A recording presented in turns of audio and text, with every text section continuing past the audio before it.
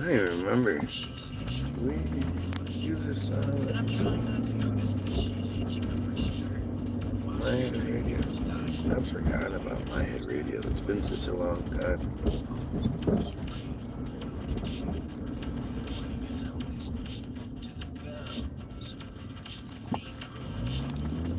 Oh boy. What a strange situation it all is.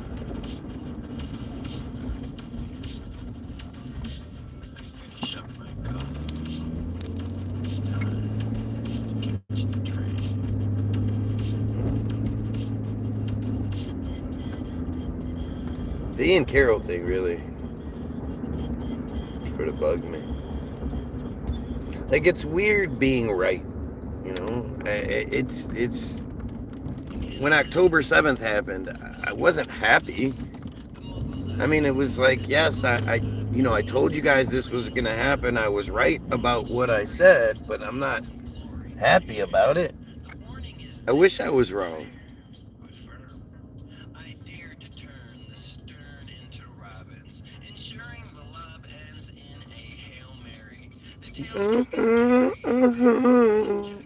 Looks like I have a turtleneck on.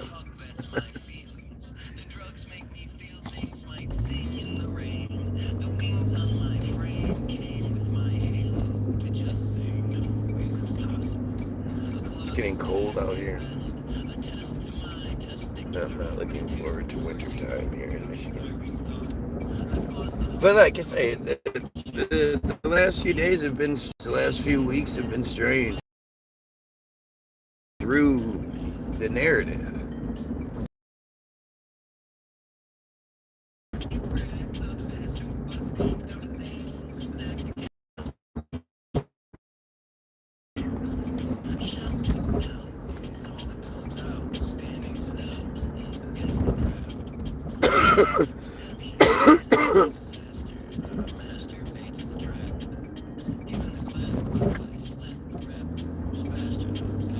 Oh man, I don't think I'm feeling well.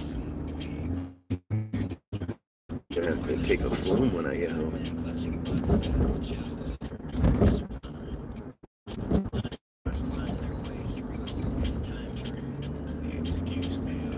Ow, fuck.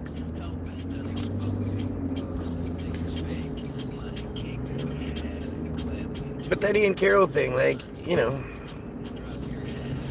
it's weird when you're right.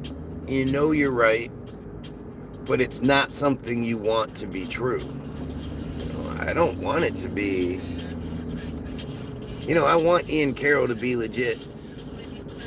I want to believe that there are more of us out there than it seems like, and that, you know, that freedom of speech is a real thing, right? But I don't, you know, I don't know.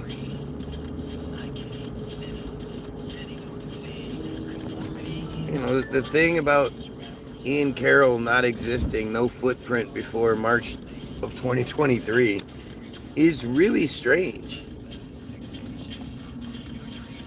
And the Billy Carson aspect of it is really strange. Like it's really strange. And in this narrative that we're given, where, you know, all they do is lie to us, all they do is trick us and manipulate us. When we see things that don't fit, don't make sense, don't, you know,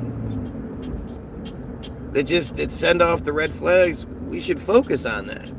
And I think we've all been so practiced and gotten good at ignoring the red flags so that we can fit in, so that we don't get in trouble or whatever. Like, it's, I don't know.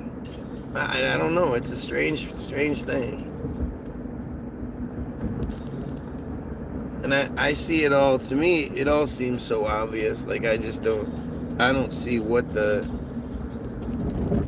I don't see how it still works. You know, it's 2025. They're committing genocide. You know, the Weinsteins and Epsteins and Steinsteins have been busted so many times, raping children, fucking with children.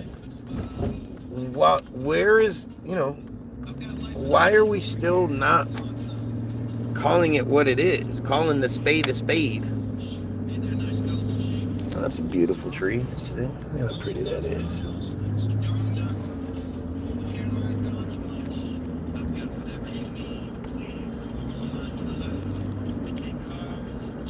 But I mean, I'm always wondering, like, what's it gonna take? Is it disappointment? Like, to me, it's a combination of things. Disappointment and like embarrassment has pushed this narrative for me. You know, disappointment in the fact that I'm lied to, and irritated by that, and knowing that, you know, if somebody lies to me about something small, then they're definitely going to lie about something big, or at least they have a you know, a much greater possibility. Like, I'm more likely to assume you're going to lie about the big stuff if you lie about the small stuff. And when you see that in the narrative, when you see that you know, I mean, it's like, I don't know, I guess ignorance is bliss in this regard, in that most of you just don't realize the extent that the system will go to. Like, you think it's conspiracy theory to say that the government kills people, or you think it's conspiracy theory to say that the government poisons people, you know, tests on people without them knowing it, MK Ultra, kidnapping, all that shit. Some of us are gonna say that. Some of us are gonna be like, oh, that's just not possible. And that's the part I don't understand. Like, why? What? Do you think they used to do it and they just stopped? You know, the whole weather control idea, right? Do you think that I mean, controlling the weather has always been, you know, a goal of mankind. Since long before, you know, technology and all that, alchemy was all about controlling the weather. And, you know, there's a ton of shit. There's that Meyer guy out of San Diego who could make it rain and caused a big flood and all this other shit. Like, it's or he got really lucky, you know, or the story is just bullshit altogether, and it's just how they you know, covered up a destruction campaign. I mean, I guess you never think about it like that, but that's definitely a possibility.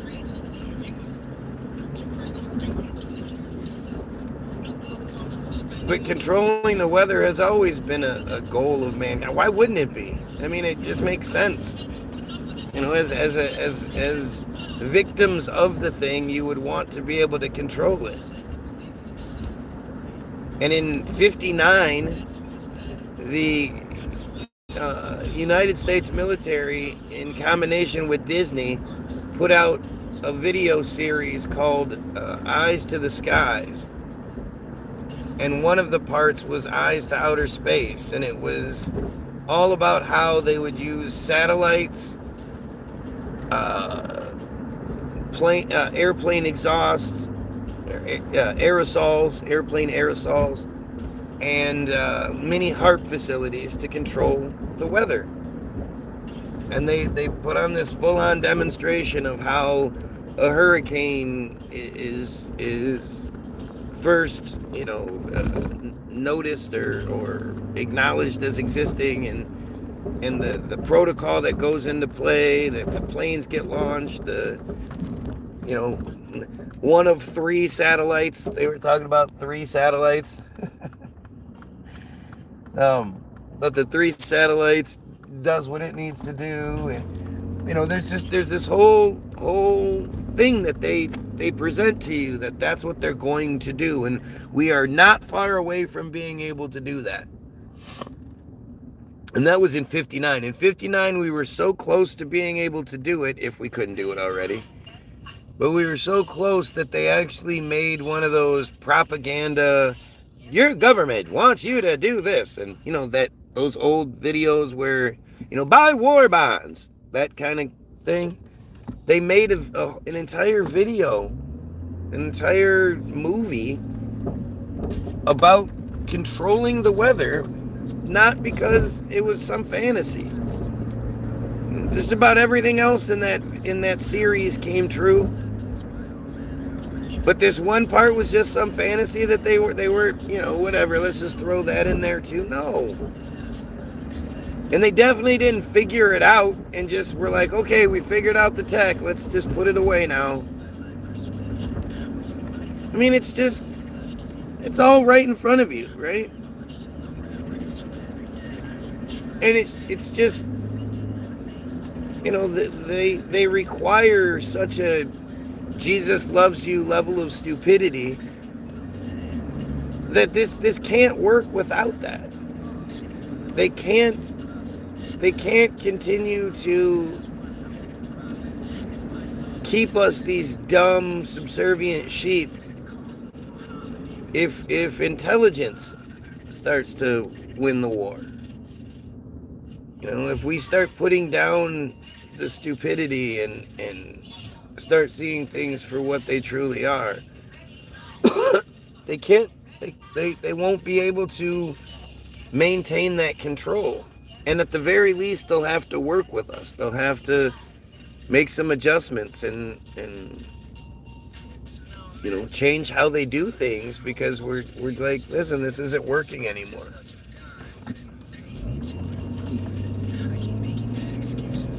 But they've done such a good job of dividing us using that same stupidity.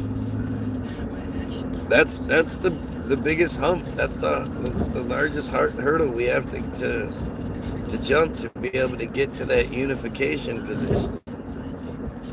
If Christianity was the truth and it was real, it would be the thing. Everybody would believe it. There wouldn't be any sort of discussions. There wouldn't be any questioning. And if there was questioning, there'd be evidence to point to, and that would just be it. You wouldn't have to force it on people. If it was the truth, the people would steal it. If it's good enough, people will steal it.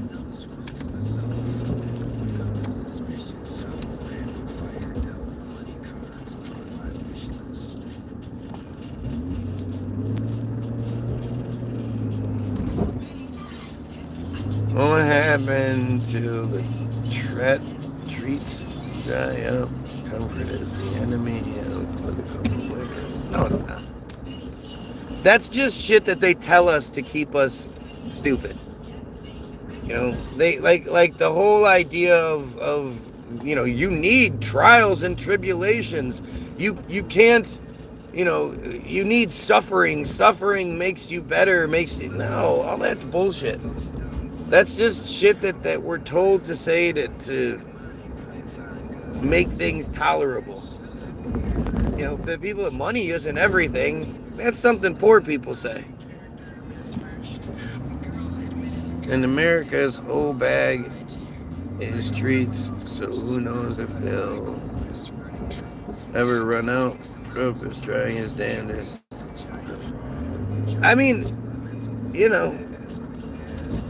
I don't know if that's a typical foreign opinion, is that it's so great. It's not great. Most of the people here in the States are suffering, are barely living check to check, are struggling in some way, are in debt for sure. But what are you doing?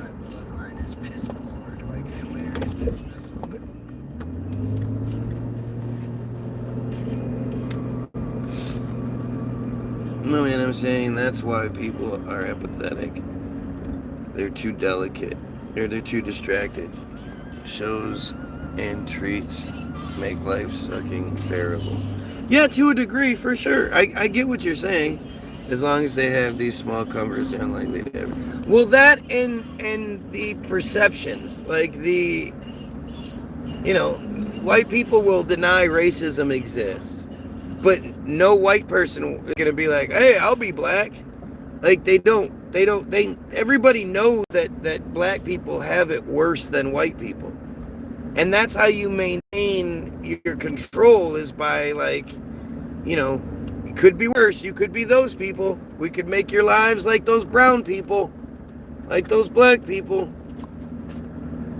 But yeah, it's the bread and circus. They give us just enough to keep us, like I say, I mean, everybody's living check to check. Just enough to pay your bills. Just enough to maybe go out to eat once a week or some shit like that.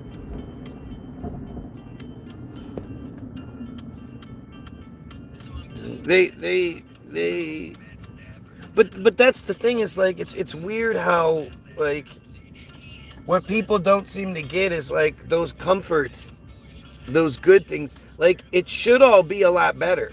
It's 2025. We should be closer to the Jetsons than, further from the Jetsons, like we are. Are you serious? The gas is cheaper if you use a credit card now?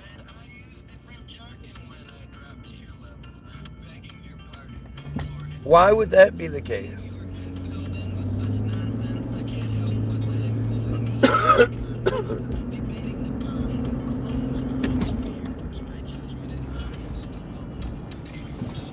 Right, man.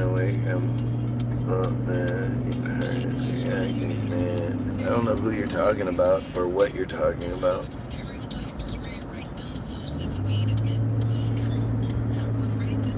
It's just more dumb shit. Are you doing dumb shit? I get you. When you're outmatched, it can be difficult, and I get it. Wow, somebody's actually building a house. That's crazy.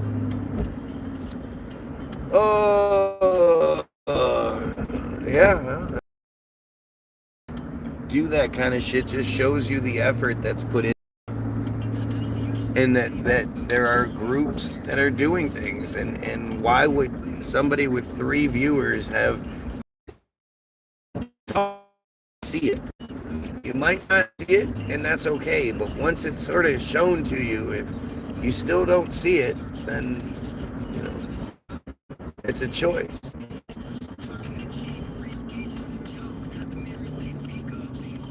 And it's that stupidity that keeps things the way they are.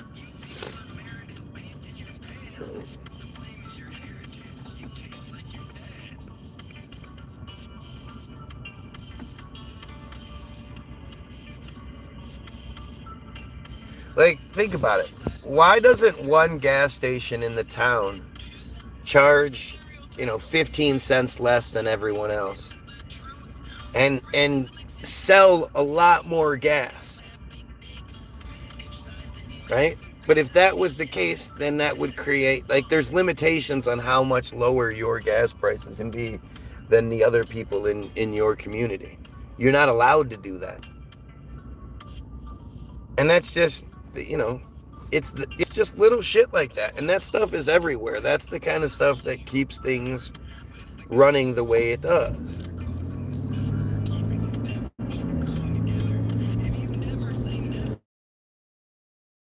This is one of our best songs.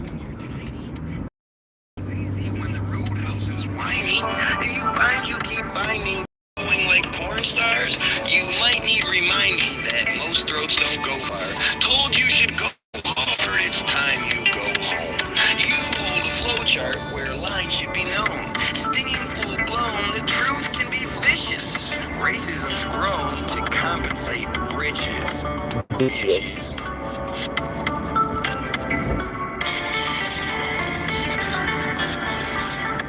Such a good job with the words. Oh man, I give a shit about the world here, honey. course he does. That's all the common man does is bitch. The common man bitches about all kinds of shit. I mean, it's sort of like the big fat broads, the fat positivity broads, right?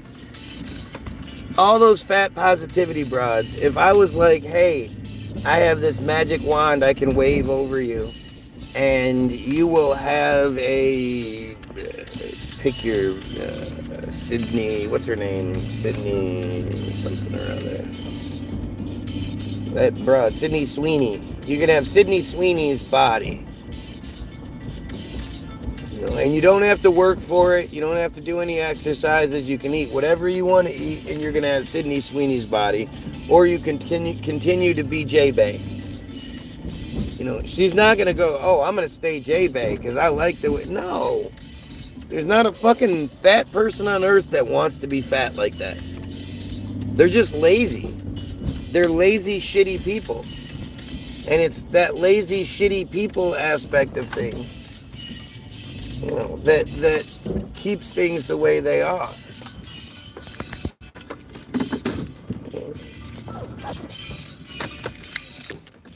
And that's, they've given people, it's a combination of a lot of things.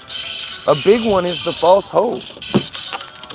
Is the belief that Jesus is going to come fix things and that Jesus is fucking real to begin with. And the problem is, if you accept the idea of a devil, if you think, oh, the devil is the bad guy, the devil, well then you are automatically, we can't beat the devil. Like if Magneto were to decide to fuck everything up, we can't beat Magneto. We need superheroes to beat Magneto. Magneto's a badass. Well, the devil is the same thing. We can't beat the devil. The devil has too many magic powers and shit. The devil's a badass. So the only way we could beat Magneto is if we get Wolverine and Cyclops and shit to do it. Well, the only way we can beat the devil is if we get Jesus to come do it. Because Jesus has just as many good guy powers as the devil has bad guy powers. Although I'm not really sure how walking on water and turning water into wine and one fish into more fish or two fish into more fish, that's going to defeat the devil. But when you played Mega Man, the most useless thing in the game, the bubbles, are the thing that ends up killing Doc Ock or whatever his name was.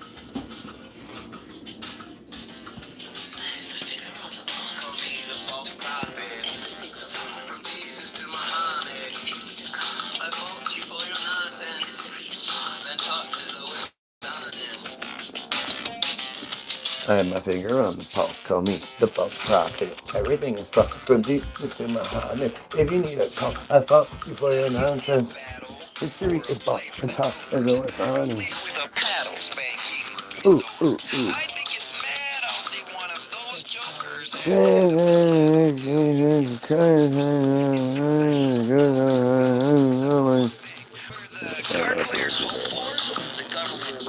Huh?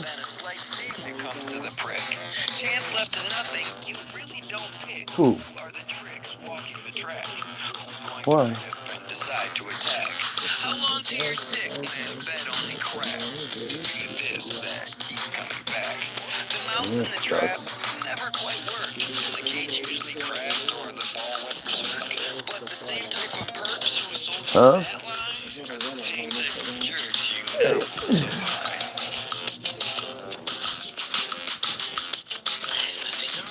Call me the false prophet. From Jesus to Muhammad. Fault you for your nonsense. And you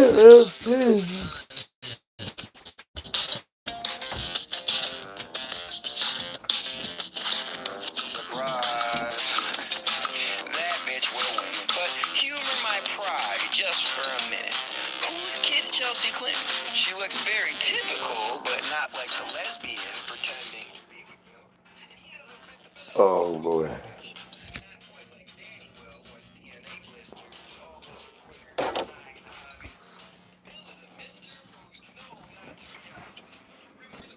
Really strange, man. It's really, really strange. Man, I wish you guys could try this weed. It's fantastic.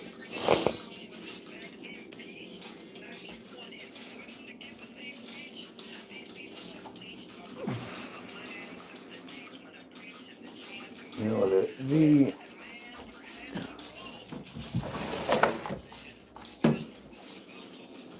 whole thing is just wild. From Jesus to Muhammad to, you know, all of it. The shit that they have you believing in to avoid the reality of things. It's just wild. You know, there's not even like, to me, there's not even like a whole bunch of, I mean, there's a bunch of pieces to the puzzle, and I keep adding to it. Like my description is this, you know, you could spend all day looking up the stuff that I put in the description. It's the map. You know? It's how you get to the point where you see the truth. And I'm sure there's adjustments that need to be made as far as the truth goes, but you know, it's all so obvious to me. The Havara agreement, how do you guys not, like, that shit is so crazy to me. Agreement absolutely changes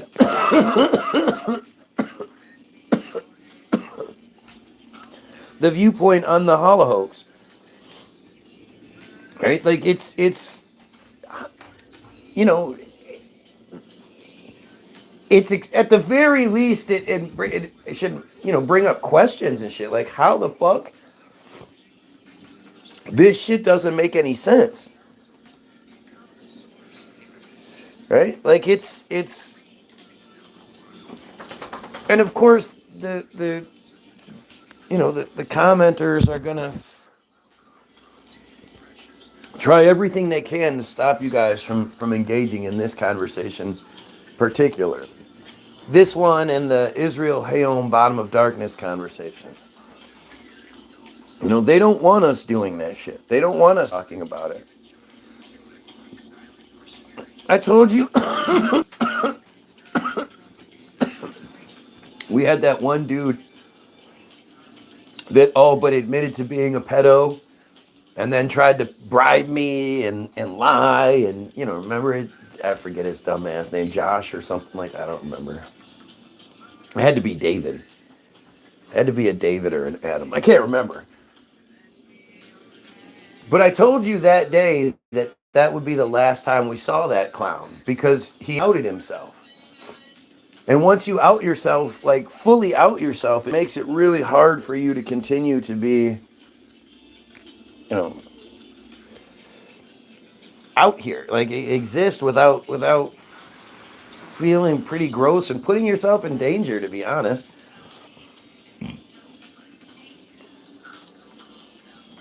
But the Havara agreement, we really need to spend more time on that. What do you guys think? We should be spending more time on that, right?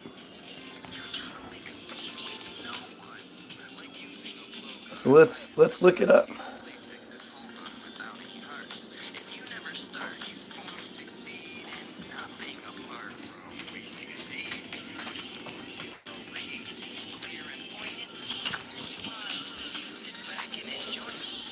The transfer agreement, or the Havara agreement, was an agreement between Nazi Germany and Zionist organizations signed on the 25th of August, 1933. What's Zionist do? No, that'll take you to Zionism. Okay. Such crazy shit, man. It's crazy shit. The agreement was finalized after 3 months of talks by the Zionist Federation of Germany. The Zionist Federation of Germany, also known as the Zionist Association for Germany, was a Zionist organization that was formed in 1897 in Cologne by Max Bodenheimer, together with David Wolfson and Fabius Sachin. It had attracted 10,000 members by 1914.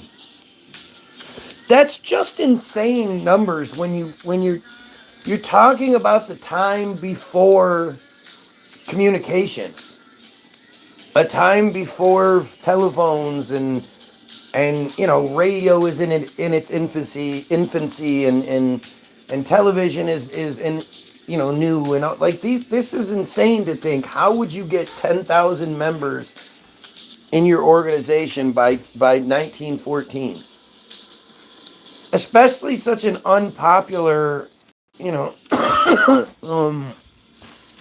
exclusive organization. It's not all inclusive. And apparently these were the bad guys back then. It had attracted 10,000 members by 1914 and was by far the largest Zionist organization in Germany. I wonder if that's what, because you're never ever given a reason for anything. You're just told that World War II happened. You're told that World War I happened. It wasn't because of anything in particular. And yet, stuff like this is sort of interesting.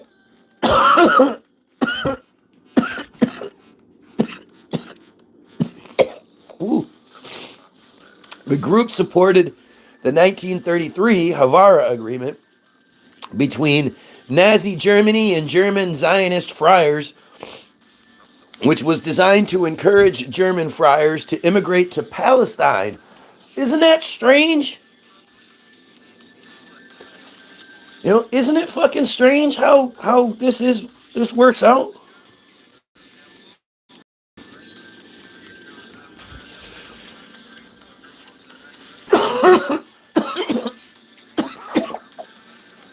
Literally, it could be encouraging them to move to anywhere else. But instead, it just happens to be encouraging them to move to Palestine? But I thought,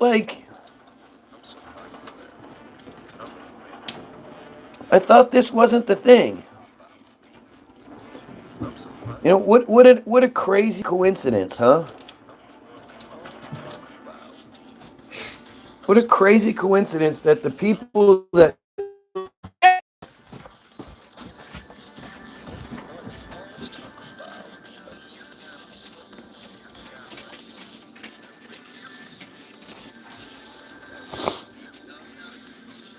they also opposed the anti-Nazi boycott of 1933, fearing that it could make the existing Nazi boycott of friar businesses more severe. What? And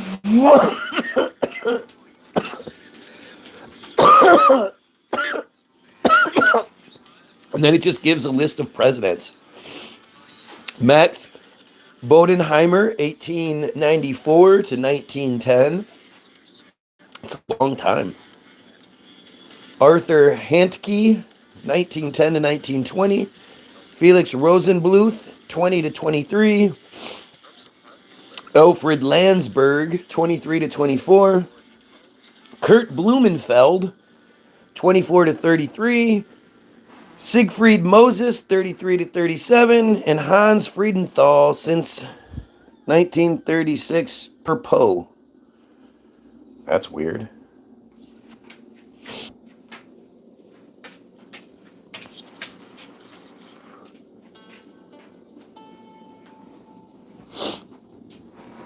The agreement was finalized after 3 months of talks by the Zionist Federation of Germany, the Anglo-Palestine Bank, under the directive of the Friar Agency.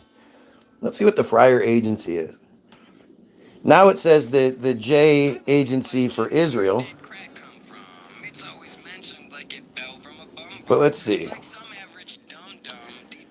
The J Agency for Israel, formerly known as J Agency for Palestine, is the largest friar nonprofit organization in the world.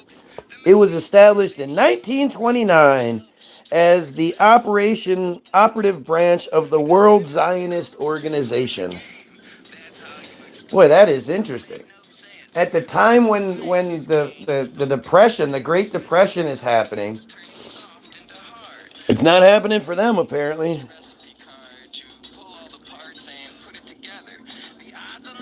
Purpose: to ensure that every friar person feels an unbreakable bond to one another and to Israel, no matter where they are in the world, so that they continue to play their critical role in the ongoing friar story by one, connecting young friars to Israel and their friar identity, two, connecting young Israelis to the friar people and their friar identity, three, aliyah and absorption, four, supporting vulnerable populations in Israel.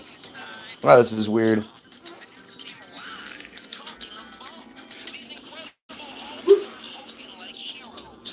Revenue: $381,438,000 in 2016. Isn't it interesting how many of these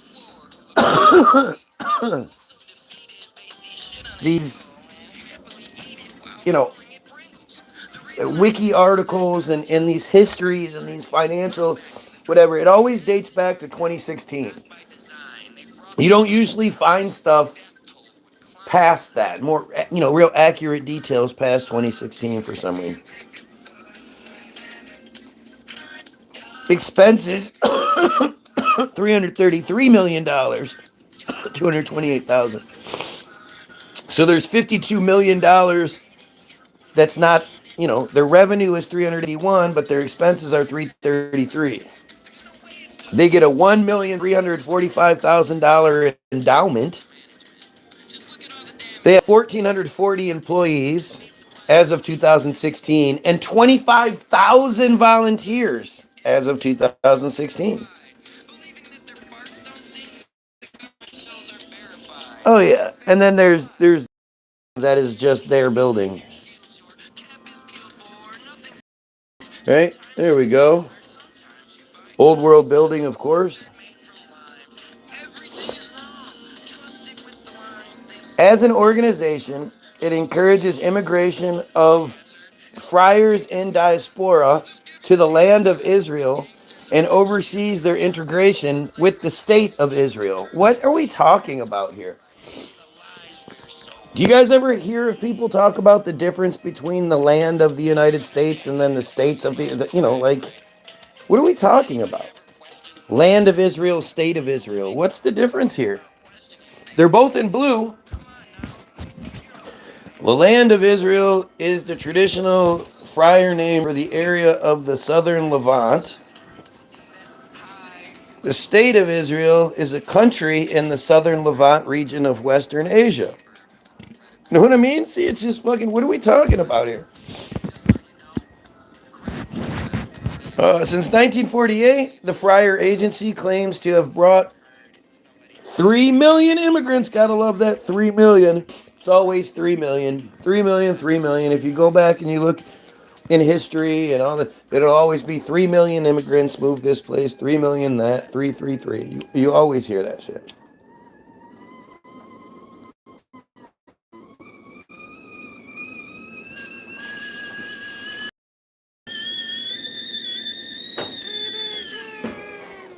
Boom, boom, dum, dum, dum, dum.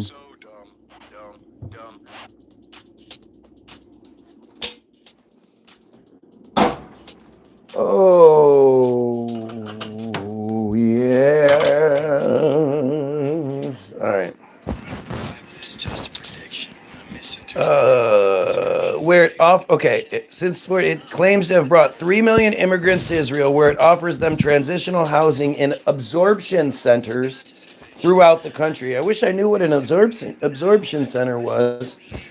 David Ben-Gurion served as its chairman of the executive committee from 1935, and in this capacity, on May 14th, 1948, he proclaimed Israel's independence. That's the Nakba, May 14th. Following which he served as the first prime minister of Israel. In the years preceding the founding of Israel, the Jewish Agency oversaw the establishment of about 1,000 towns and villages in the British Mandate of Palestine. So it's actually a lot earlier than what they're saying. Like you're getting the double talk that I. The organization serves as the main link between Israel and the friar communities around the world. By law, the friar agency is a parastat parastatal organization, a quango, a quasi-autonomous non-governmental organization is an organization to which a government has devolved power but financed by government bodies. It seems like it's one of those things where it's labeled the way it is so it can be manipulated.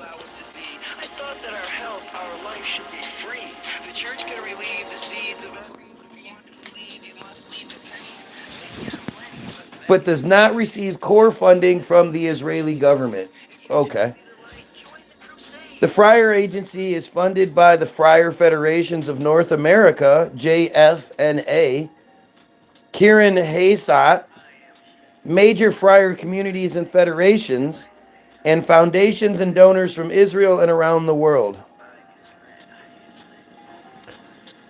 J Federations of North America, formerly known as the United J Communities, the UJC, is an American friar umbrella organization for the Friar Federation system, representing over 350 independent friar communities across North America that raise and distribute over $2 billion annually, including through planned giving and endowment programs to support social welfare, social services, and educational needs. Friar Federations also provides funding, fundraising, organization assistance, training, and overall leadership to the Friar Federations and communities throughout the United States and Canada. The Federation movement protects and enhances the well-being of friars worldwide through the values of Tikkun Olam, Tzedakah, and Torah. JFNA was formed from the merger of the United Friar Appeal, UJA, the Council of Friar Federations, and the United Israel Appeal. The organization hosts an annual General Assembly event for the broad North American friar community.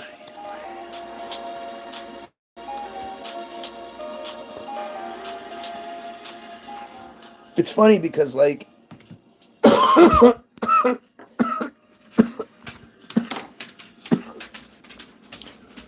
people like my wife will be like, I was in that community for a little while and I never saw anything like this. I never saw the stuff like what you talk about. And that should be something, right? You should ask yourself, why haven't you heard about this stuff? These are very powerful organizations and these are very powerful, lobby groups and whatever. Why is it that these are so foreign, right? Why is it that none of you are like, oh yeah, no, I heard about this. I know some people, they're involved and it's, blah, blah, blah.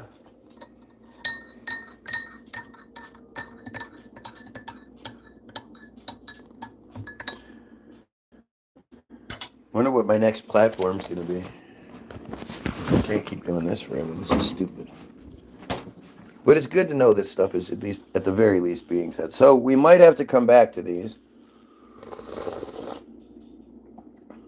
The United, what am I on? The JFNA has an annual revenue of $279 million as of 2023, with $283 million in expenses. So they spend more money than they bring in by $4 million.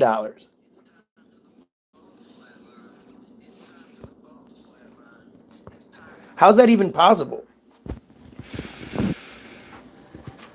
But it'll be interesting to try to find the beginning of this, because I'm sure I'm just going to keep running into, oh, this is a subsidiary of this. This was from a merger of that. So let's see. History. The Council of Friar Federations. The original umbrella organization for the federations was the National Council of Friar Federations and Welfare Funds, formed in 1932. Strangely enough, that's not blue. I can't look that one up.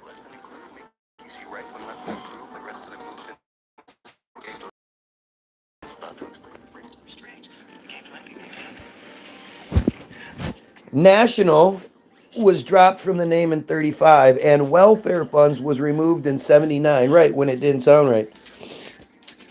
Oh, is this the guy? I think this is the guy that admitted to being a pedo. You can't pretend on you, trigger you anymore, and I'm saying now, never like them. And now everything you're saying already, I just hope I knew. What are you? Now you're hiding behind some other bullshit? Gotcha. Yep, you were pretending to be a pedophile. Gotcha, that makes sense. You got me on that. Oh man, how that was rough. I don't know how I survived. This is the dude that was the pedophile, that was the liar, and got caught up in multiple lies and admitted to basically admitted to being a pedo. Anyway, you're not important.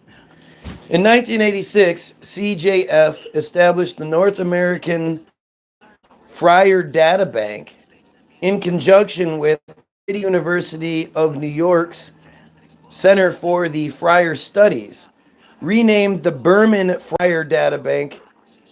The purpose of the organization was to conduct sociological studies on North American friar communities.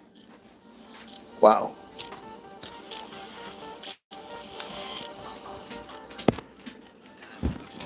The United Friar Appeal, the UJA, was a friar philanthropic umbrella organization that existed from its creation in 39 until it was folded into the current organization. Folded in. Fold it nicely. You don't want it separated. You gotta fold it in. Use your spatula. In January of 39, the United Friar Appeal for Refugees and Overseas Needs was established, combining with the efforts of the American Friar Joint Distribution Community, led by Rabbi Jonah Wise, the United Israel Appeal, led by Rabbi Abba Hillel Silver, and the National Coordinating Committee Fund, led by William Rosenwald. The three founders emphasized that the funds needed to support friars in Europe and Israel would be triple to quadruple the amount raised in the previous year. This was in 39? There wasn't in Israel.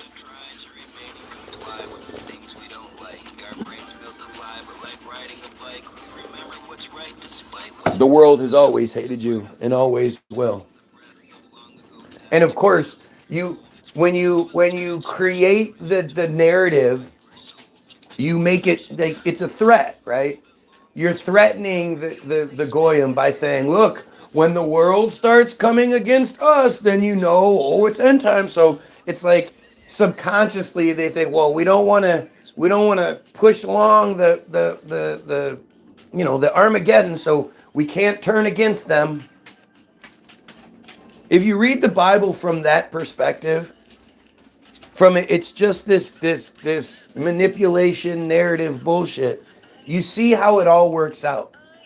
And you see how this book that supposedly took place a couple thousand years ago is extremely relevant today in the way that we're being manipulated.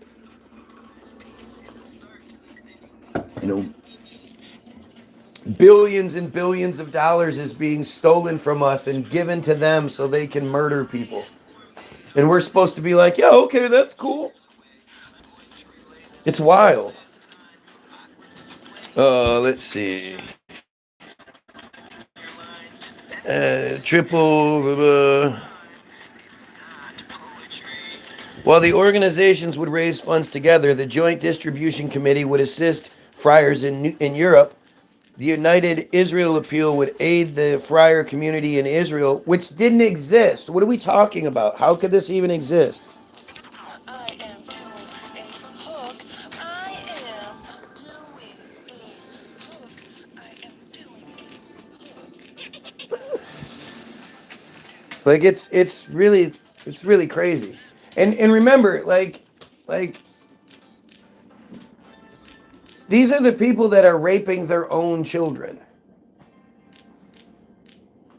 If you can harm your own children, then you can do anything to anyone else. Like your children, you're supposed to love them on levels that is unexplainable. You're supposed to take harm for your children.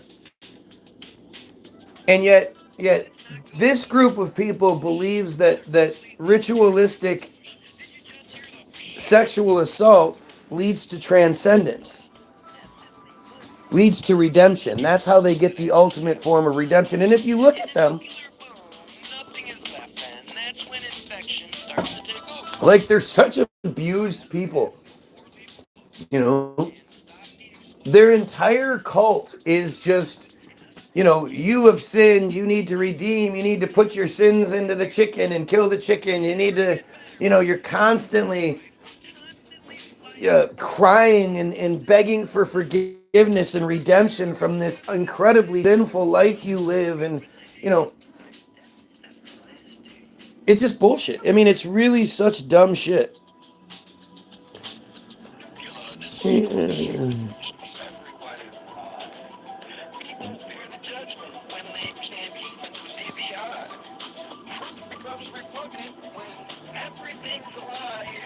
See, again, there's the the idea that it's against the people themselves.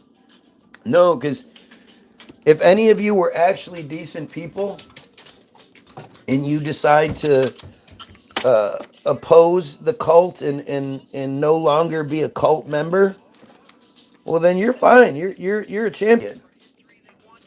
You get elevated in that situation. Like you willing to leave behind all of the advantages and all of the you know favor that comes your way, the Semitism that comes your way.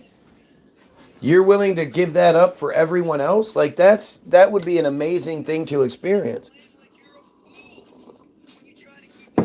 Or even you were willing to you know give up the cult to protect the children. This is that part that just doesn't ever get, you know, said enough. I am the ultimate voice for the friar children. I'm standing up for Jewish children more than anyone else I know is.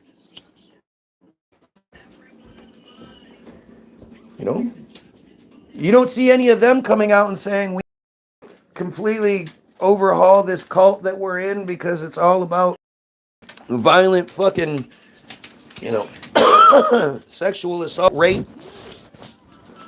What?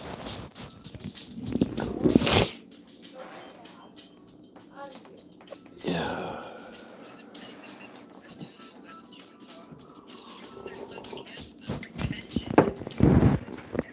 You know, I mean, again, look at what's happening. Look at the crybaby shit that's coming my way because I'm talking about this stuff. If these are just regular old American, Christian, whatever, non-religious people, why aren't they opposing this stuff? Why are they trying to interfere with the guy that is exposed? Who's going to do that? Other than friars and pedos, who is going to oppose me? You know, and you can ask these people the same questions over and over again, and they're never going to answer you with anything other than, you know, really, really stupid shit that is easily overlooked. Belch.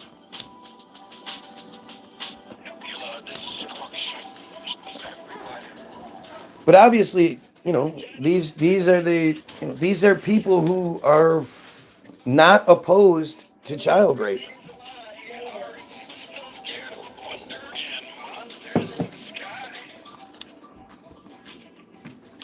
Yeah, no, I'm the one that's standing up for the Jewish children more than anyone else. I'm the one that's calling out the cult that assaults them, that violates them. In a world where I'm told I'm not supposed to focus on this one particular group, I'm risking everything to stand up for this situation. And my biggest issue right now is the fact that the ritualistic child sexual abuse. Because I think that's, there's this consistent thought pattern question that's asked. Like, how can any group of people just be willingly a part of a genocide, especially the group of people that uses genocide as the foundation for all of the Semitism they demand? You'd think if anybody was sensitive to the idea of genocide, it would be the people that cry genocide to get what they want more than anyone else.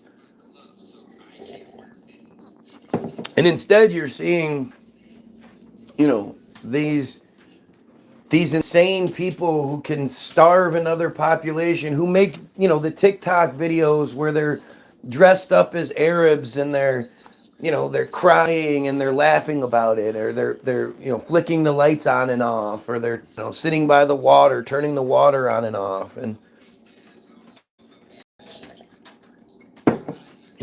these are people who are consistently caught raping the Palestinian victims, the prisoners, the hostages that Israel is taking. It's strange how they're not considered hostages. But it's, when you know who controls the media, then it makes total sense.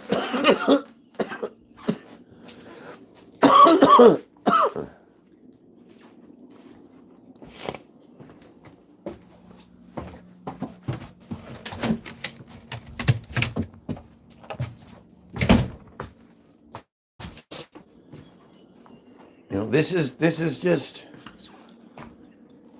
it's fascinating, man. It's fascinating how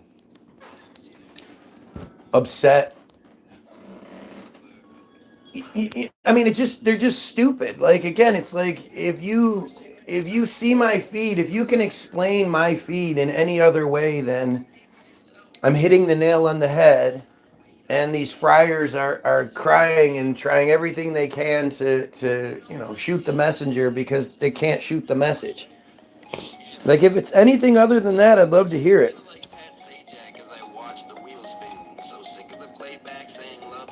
Another schizo stream, yep. Because we know that's one of their favorite provided talking points to use. That's one of the things they're told to do, and you see this consistently. Again, if I just look up Zionism and I look up the origins of Zionism, it's going to talk about the auto-emancipation pamphlet, which is supposedly the origins of it. Zionism supposedly started with this pamphlet. And in the pamphlet, it says that anybody that doesn't agree that they are superior and they deserve, all the Semitism they want, they have a mental disorder. This is their only means of debate, of combat. They can't intellectually engage or debate anything. So if they can make it so the person they're against is crazy, well, then that makes things a lot easier for them. But I'm crazy because I'm reading you what Wikipedia says. And we know that Wikipedia controls, or that Israel controls Wikipedia, so that everything that they have interest in, if we, quote, search the Gaza flotilla, they want to be there. They want to be the guys that influence how it's written, what is written, and to ensure that it's balanced and Zionist in nature. So, maybe they don't have their fingerprints all over the history of spatulas. Who knows? Maybe. I mean, I don't know why they wouldn't, but still. But you can be damn sure that anything that has to do with them, their fingerprints are all over it. There's no way that Israel would allow this to take place without their interference. And so we're just delving in. And if there's nothing bad here, if there's nothing to hide, then they have no need to worry. I mean, it's interesting how upset people get over simple reading. What's up, Augo? You might not want. I'm just talking conspiracy stuff today, so you might want to watch out. I'm over here making up lies. I edited Wikipedia last night so that when I came here today to read it, it would be, this stuff that I wanted to say. Mwahaha.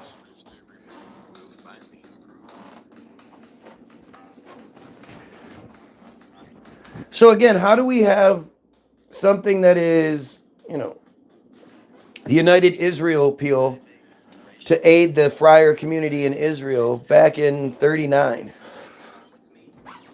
There wasn't an Israel back then.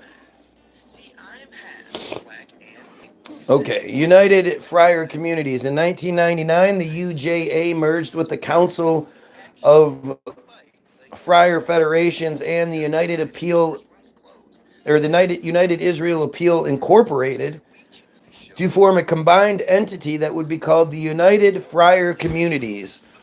While the organizations had been raising more than $1 billion annually, they had faced concerns that the individual organizations were not as relevant as during the Holocaust and the creation of the State of Israel, with many major donors seeking to direct their philanthropy through their own foundations rather than through the umbrella organizations. Well, it's because the philanthropy is bullshit. So once the money goes from the donor to the organization, any tracking of said money is eliminated. Right? So that's why so many of them create their own organization like that and then just funnel money into it. Because once it goes through that medium, there's no more, there's no more monitoring. There's no more tabs kept. And most importantly, there's no taxes paid. So when you hear that by this time, by the late 1990s or by 1999, they're raising over $1 billion, but each one of them is trying to funnel that money through their own organization and not the parent organization. It's just it's to me it's like, do you see it? You see what's happening?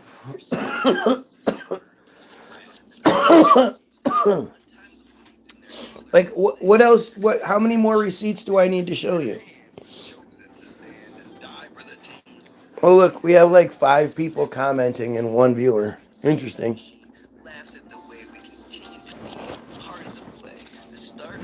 The balance of power would shift to the federations, which would select about 2/3 of the 120 members on the board of trustees of the new organization. Businessman and philanthropist Charles Bronfman. Oh, there we go. There's our Epstein connection. Didn't take long, did it?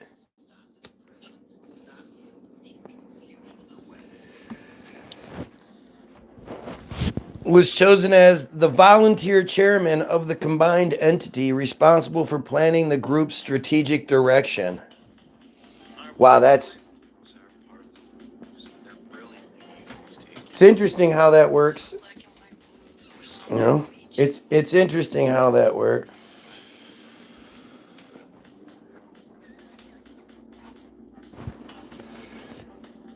In October of 2009, the UJC was renamed the Friar Federations of North America after the 2009 launch of the new logo for the Friar Federations of North America. Increasing numbers of local federations are switching to some variant of that logo. As an example is the Friar Federation of Greater Washington. I mean, it's really crazy when you start looking into it, because I think on the surface most people don't think that we're up against something so well organized with so many layers of protection. But if you start really looking into it and you start going, Jesus, man, they have so many made up positions, so many made up organizations that then, the CEO, the trustees, this and that, the members of said organization are paid an exorbitant salary, based on government, the government is paying that money. They have a title, a prestigious title, and they have a really steady paycheck coming in. And it's all because they're the chairperson of the Friar organization of East LA after 6 p.m., right?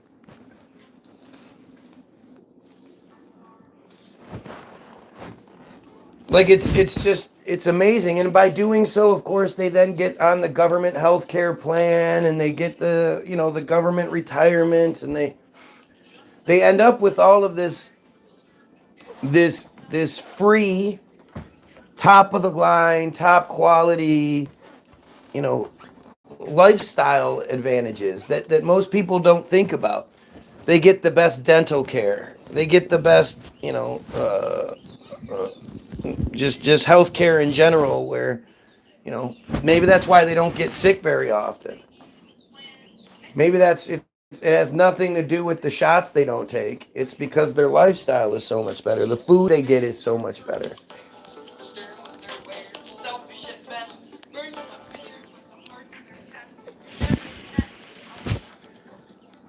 Belch.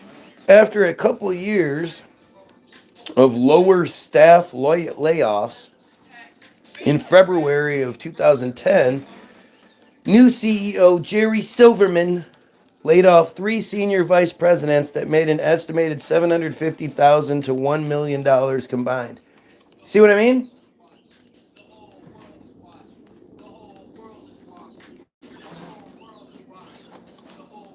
There's senior vice presidents of some organization that they're making $750,000 combined to $1 million combined.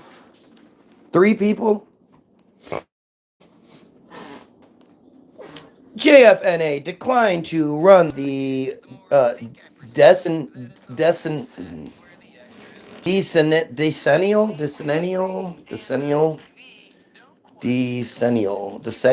national Friar population survey in 2010 due to reprioritizing.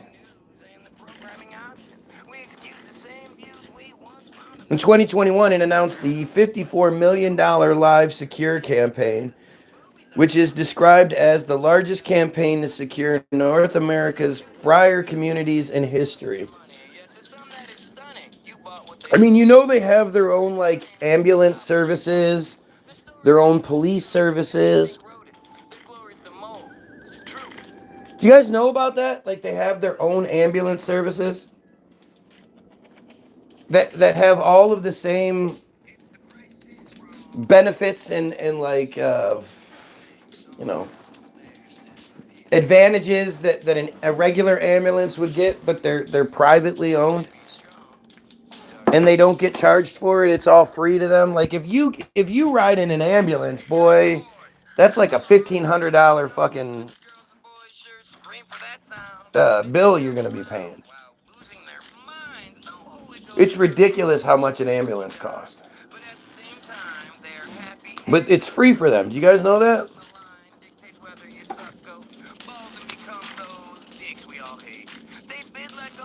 And because it's their own private ambulance service, they can cover up shit.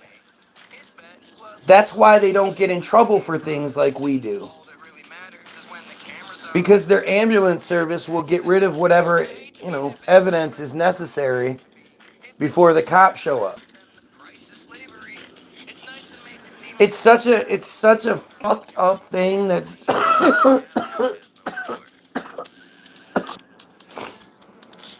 that just exists and nobody talks about it.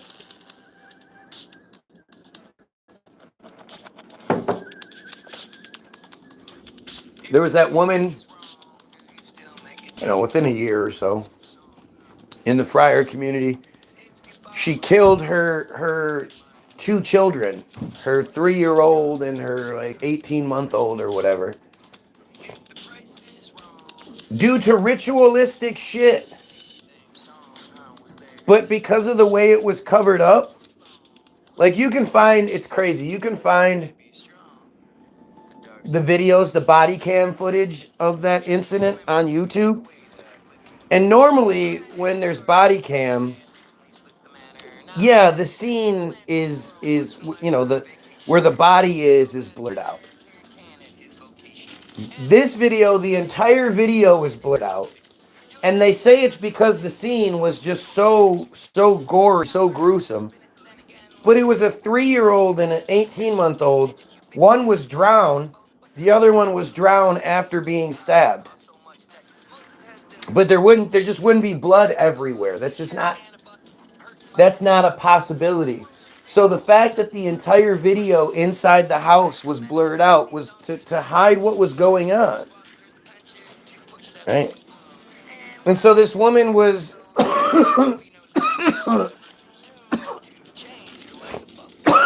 was arrested, was taken to the jail where she was allowed to sit without handcuffs on, walk around without handcuffs on. She was found to be temporarily insane. So she didn't end up doing any jail time.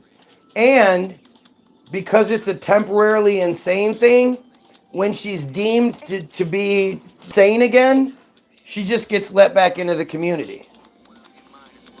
She won't serve any time.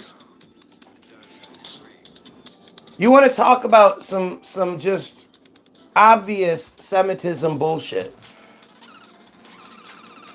I don't know, I can show you so many examples of it. The Samantha Wolf story is one of the worst examples I've ever seen of it.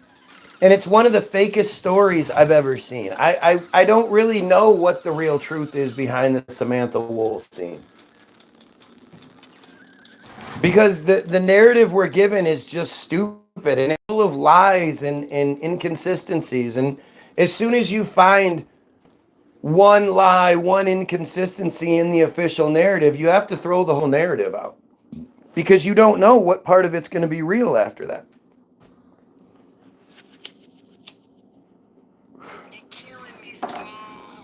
And as crazy as the entire Samantha Wolf story is, to me, the craziest part is the notion that she was found dead at between 5:30 and 6:30 a.m. on October 21st, 2023. And the morning newspapers on October 22nd, 2023, talk about how beautiful her funeral was and that over 1,000 people attended it. That just doesn't make any sense. That's not possible. You don't have a funeral for someone who was found murdered that same day, that same morning. It's just not a possible thing. That's the thing about so much of what they present to us, is that it's just such obvious lies and bullshit. I don't understand why people continue to buy it. Yeah, the aftermath of the Pittsburgh synagogue shooting, which just is again, you want to talk about a fake narrative. Let's see here. Let's continue reading. This is that thing that I was talking about. The live secure campaign. Because if you remember, you have oh shit. Oh shit. There's must have been a water main break or something out front. Oh fuck.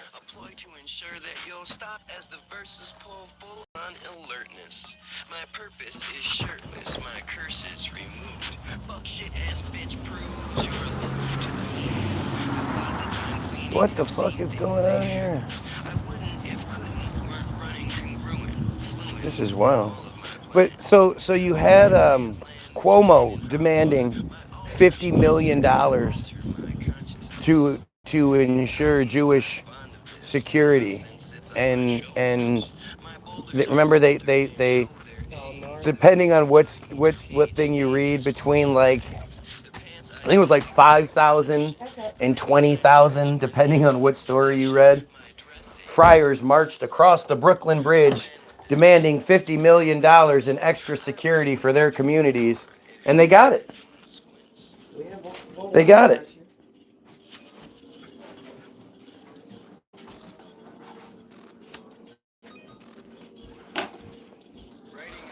But the aftermath of the two, and see, this is how you can see how it fits together. So they orchestrate this bullshit fake event like the Pittsburgh shooting, and then it's justification for the $50 million that they demanded and received. You know, see, they're in so much danger. They need more money to be shoved, funneled into their communities over everyone else. In 2018, the synagogue shooting in 2018 included arguably the most ambitious and comprehensive effort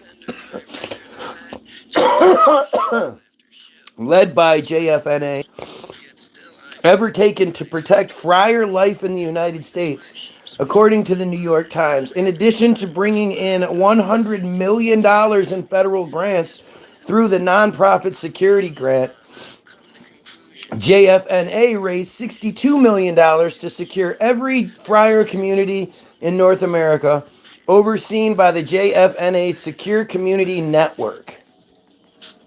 What do you think that is?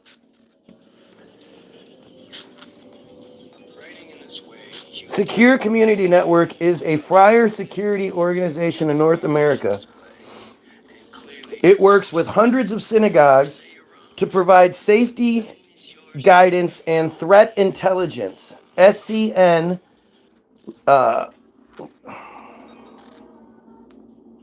liaises with law enforcement and other organizations to provide best practices for friar communal security, to provide best practices. SCN is a 501c nonprofit.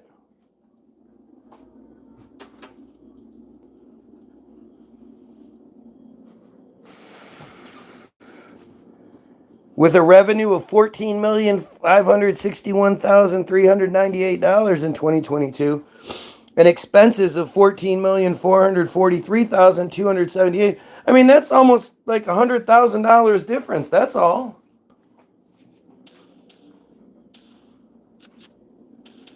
$75 employees, 25 volunteers for an even 100 people.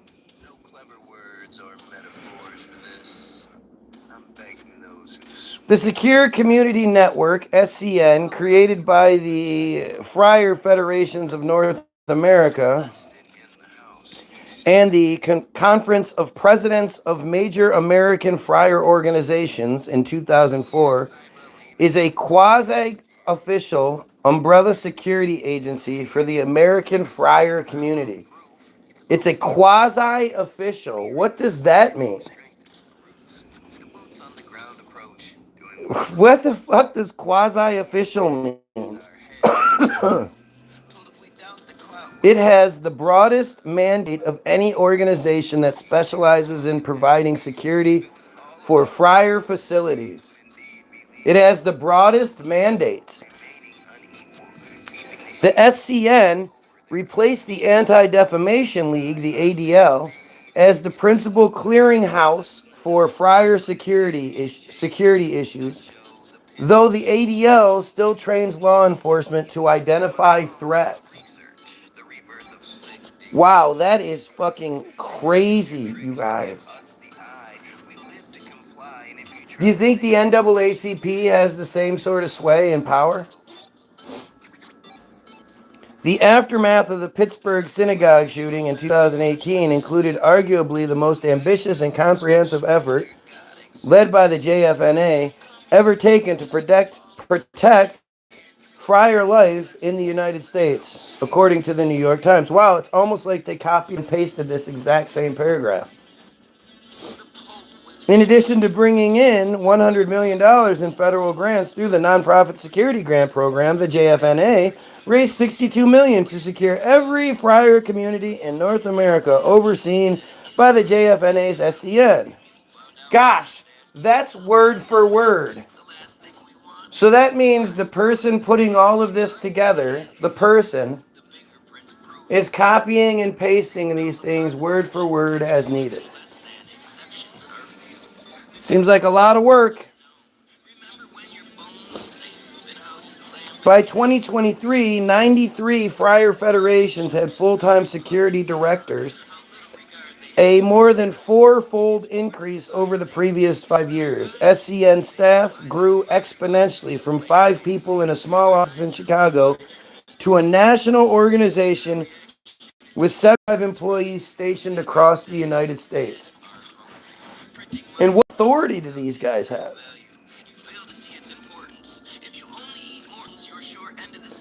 SCN's analysis, many with backgrounds in military or private intelligence, monitoring the internet and social media for threats to prominent friars, synagogues, community centers, and schools. Wow, that's interesting. Yet another example of them monitoring the internet and interfering through the internet. The SCN provides assistance to friar communities with hiring security directors, provides best practice materials, and gives security advice as needed. With hiring security directors, provides best practice materials. Are they saying the best weaponry and whatnot available? SCN is the friar community's primary point of contact with the federal government for homeland security issues, sets national standards, and assists small friar communities that lack capacity and resources. What are we talking about here? This sounds very supremacist. Like, if I'm wrong, I'd love to know how. But to me, this sounds very, very, suspicious. And if this was like non-them, it would be considered, some sort of militia, some sort of cult, some sort of, terrorist type organization.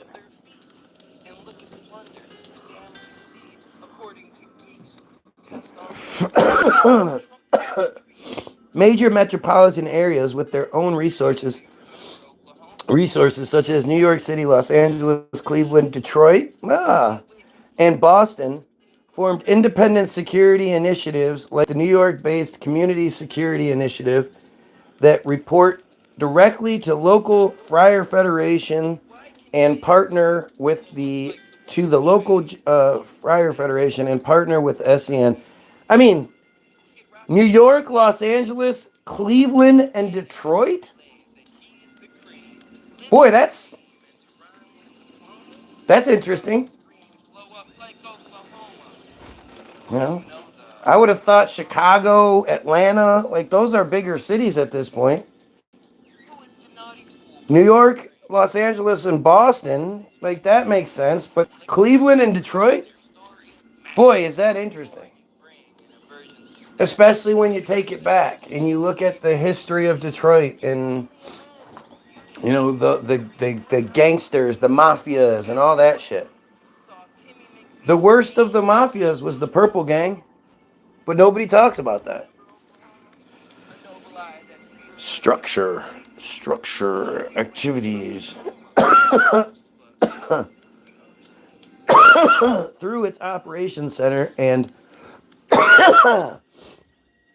duty desk, SCN provides timely, credible threat and incident information to law enforcement and community partners, serves as the community's formal liaison with federal law enforcement, and coordinates closely with state and local law enforcement partners.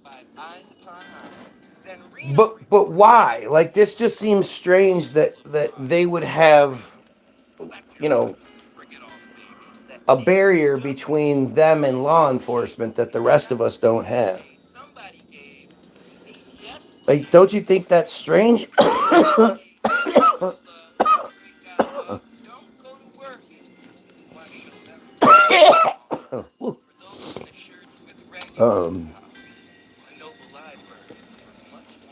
SCN works with communities and partners across North America to develop and implement strategic frameworks that enhance the safety and security of Friar people, developing best practice policies and procedures, undertaking threat and vulnerability assessments, coordinating training and education, offering consultation on safety and security matters, and providing crisis management support during critical incidents. Michael G. Masters took over as National Director and CEO of SCN, a position the Friar Telegraphic Agency calls the Friar Community's Anti-Terrorism Czar, in December of 2017. Masters replaced Paul Goldenberg, SCN's founder. In this role, Masters is an employee of the JFNA and works out of the organization's New York office.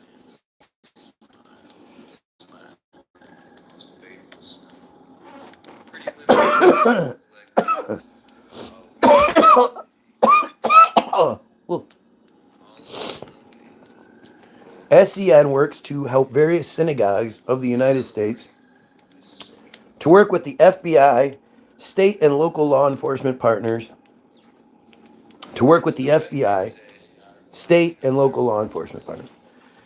SCN also engages with local synagogues and works to enhance security on a variety of levels with synagogues from around the country. I mean, I don't understand what that even means. In September 2021, SCN unveiled a command center in Chicago, there we go, to safeguard friar communities across the United States, dubbed the National Friar Security Operations Command Center, JSOCC. JSOCC centralizes intelligence analysis and security operations across friar organizations, enabling SCN to proactively track threats and coordinate responses with local, state, and federal law enforcement agencies. Funded by private donors, well, then that's the JSOCC features a 16-foot video wall for real-time threat monitoring, individual workstations for analysts, and a capacity to seat 8 personnel with overflow space to accommodate additional staff during major incidents. The command center operates 16 hours daily with the potential to expand to 24/7.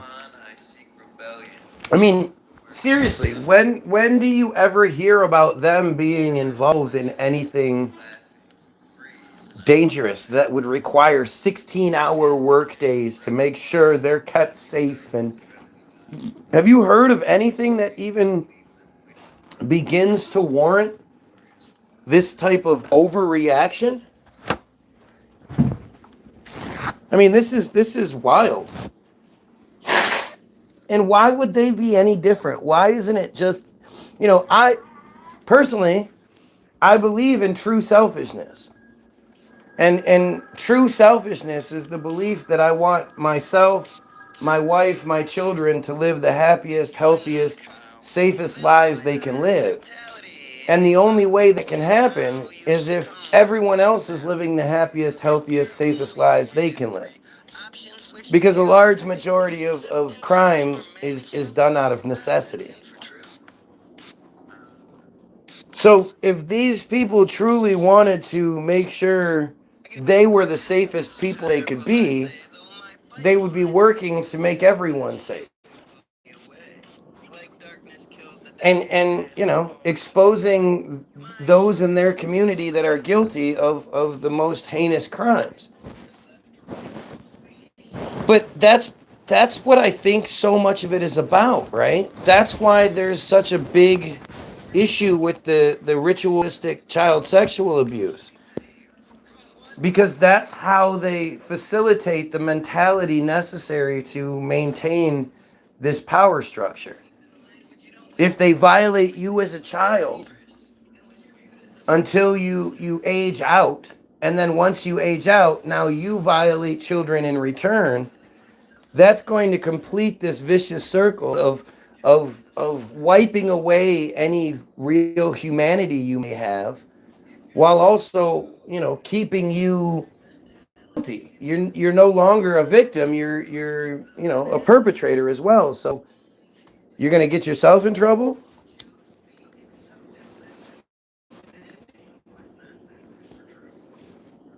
And that's so many of these.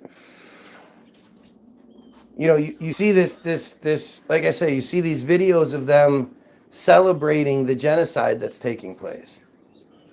You see so many videos of random people interviewing Israelis, and they're just saying the worst fucking things. Kill all the babies. What do I care? Kill them all. They're all terrorists. Kill all the babies. Like, just horrible, horrible things. And it's not isolated. You can find this shit everywhere, right? Everywhere. That's who these people are. Look at them in my comment section. This dude lied about knowing about the ritualistic sexual abuse. And then when I started talking about it, kept telling me I needed to stop. He didn't say, as a Jew, I feel like this makes us look really, really bad, and I hate this part of our community, and I agree this needs to be gotten rid of. And he doesn't say anything like that. He's one of the same group of people that are telling me I should stop talking about this. That's more important than anything. To think that some random doofus talking about this shit on his YouTube would even, garner any sort of attention whatsoever, and then such interference in response. That tells you how powerful this is. As dumb as they are, as inbred and stupid as they are, they know that this part can't get out. Even the Talmud says it. If they ever find out our true purposes, they'll rise up against us and kill every last one of us.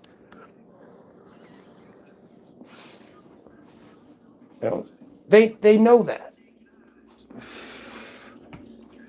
So again, you're not going to see these guys coming through here and saying, anything that validates them or absolves them. You just let them talk, and they'll say all kinds of stupid shit. They'll out themselves repeatedly. And then once this guy got outed, he started crying about, what's on your laptop? What's on your laptop? He went in 3 messages. He went from, I'll give you $5,000 for your laptop, $10,000 for your laptop, $20,000. I got the money's no problem. I got the money. I'd pay that no problem. I'll give you $20,000 for your laptop. And of course, when I said, go ahead, send the fucking money, I'll send the laptop out today. Then all of a sudden the narrative changes and blah, blah. Like it's all so interesting how, they'll say all kinds of stupid shit. The one thing they won't say, unless it's prompted, of course, is that we should kill the pedos. that we're all here together, equal, honest, and we should be working together to make everyone's lives better. You're never going to hear them say that kind of shit. Even the Bottom of Darkness article that is supposed to be the good guy article. The thing about the Bottom of Darkness article is it's not some two-bit, cheesy ass Inquirer type of an article. And there are no goyim associated with the article whatsoever. It's literally all them, top to bottom, from the owners to the photographers to the people running the website to every aspect of the Israel Hayom page is them. And it's Israel's, quote, #1 weekly. That's what they call it. And weeklies are a free magazine type thing, or I guess emails as well, that are sent out to the population. It's free. Everyone gets it. And it's just to keep crossing the streams, it's owned by the Adelsons. It was Sheldon Adelson's baby, but he died, so now it's Miriam Adelson. Miriam Adelson. $60 billion in the bank, according to Trump.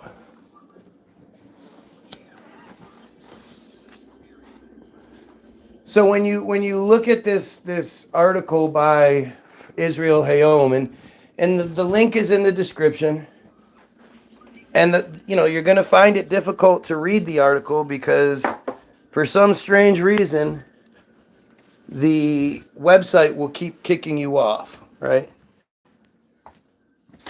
The website doesn't want you to read its article, which makes so much sense, you know what I mean?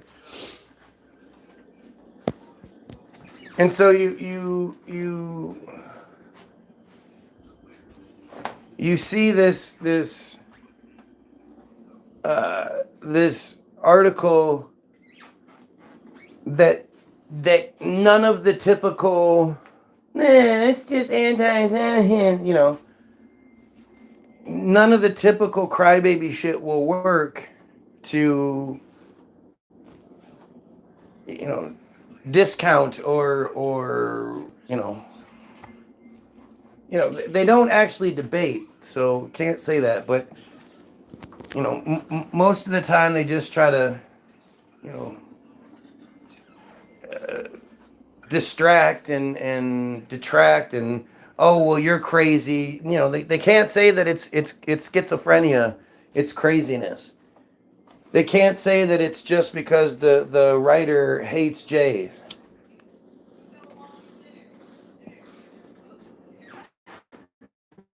It's all them. And even the good guys in the article say the most unbelievably fucked up things.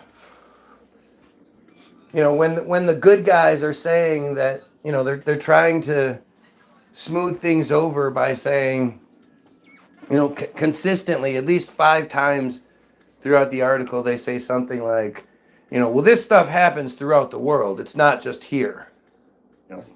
It's silly. They also say that the reason why so many of these stories go uninvestigated and get closed almost immediately after the person has the courage to say something is because the police in Israel just don't have the resources necessary to be able to investigate all these crimes. Oftentimes with the same people being said to, be the perpetrator. But to me, the worst excuse that's given by the good guys in the article is that the abusers purposefully make the abuse so horrendous that when the children who come home marks all over their bodies, and personalities have changed, and they tell the parents who also had this same thing happen to them, so they know what the fuck is going on. When they tell their parents about what happened to them, the abuse is so outrageous that the parents don't believe them. And that's just, these are maybe the first time you read it, you think, okay, I guess that could be an excuse. But the more you look into it, the more you think about it, there's no way any child could come up to you and say, especially your child, but any child could come up to you and say, hey, you see all these marks on my body, it's because I was violently abused by this group of people in this position, whatever, blah, and you're going to go, yeah, nah, you probably just fell down or something. Like, it's not even a thought. You would immediately, try to figure out, like, call the police and figure out what you can do about this, and try to expose this in every way you could. You wouldn't try to protect the abusers, that's for damn sure. And you wouldn't call your kid a liar because it was, horrendous abuse.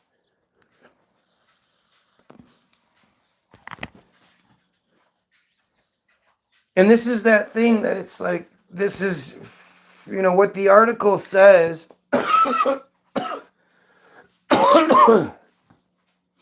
is that they were just highlighting 10 of the hundreds and hundreds, thousands of stories that of the same story that exists across all sectors, all different,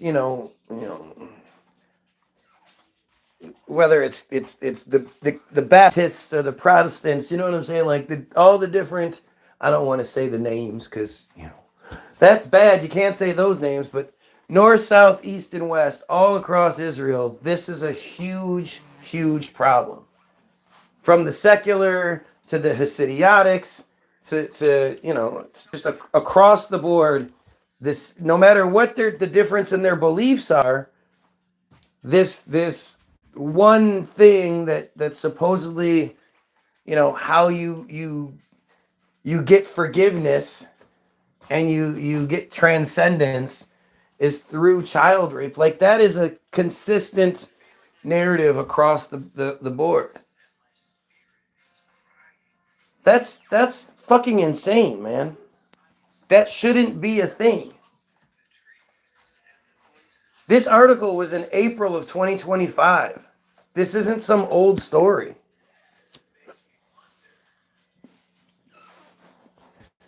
Why wasn't this picked up? Why didn't everybody talk about this shit?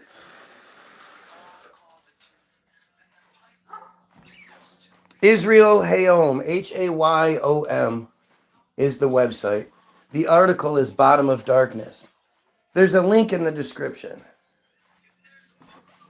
This is the smoking gun. This is the most important article ever written, because this explains things.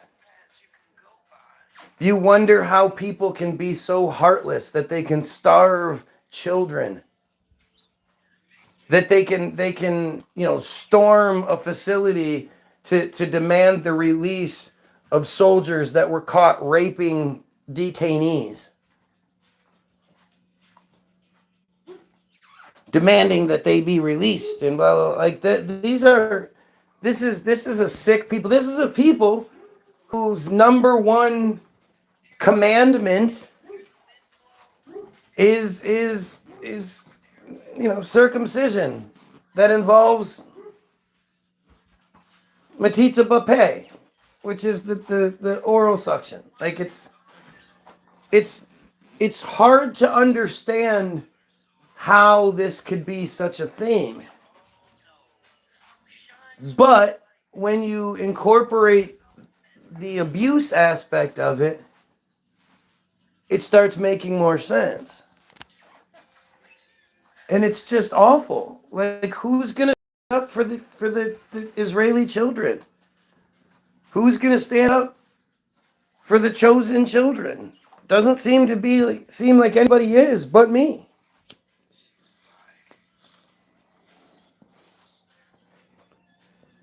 I don't advocate for the elimination of anyone. I'm not a violent. I don't believe in that violence is the key.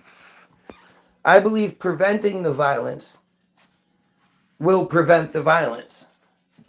When you don't have a population full of survivors, and we're not talking about one-time abuse, multiple times being abused, tricked into believing that they are somehow special. That's why they get to go through this, because God chose them to be the sacrifice. And if it's not you, it's going to be your little brother or sister. So which one do you want it to be? Nobody's going to say, "Oh yeah, attack my little brother or sister instead." Nobody's going to do that. Nobody with the big brother, big sister mentality is going to think that way about their younger sibling, especially at a young age.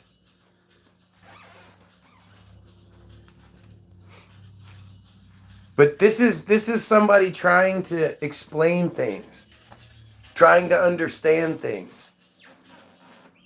Not just saying, "Oh, well, you hate us. You just have hate in your heart." Well, there's a reason for it, don't you think? Like, don't you think it's a good reason? Don't you think everybody should hate what I hate? Shouldn't everybody be, really vehemently opposed to children being abused in any sort of circumstances?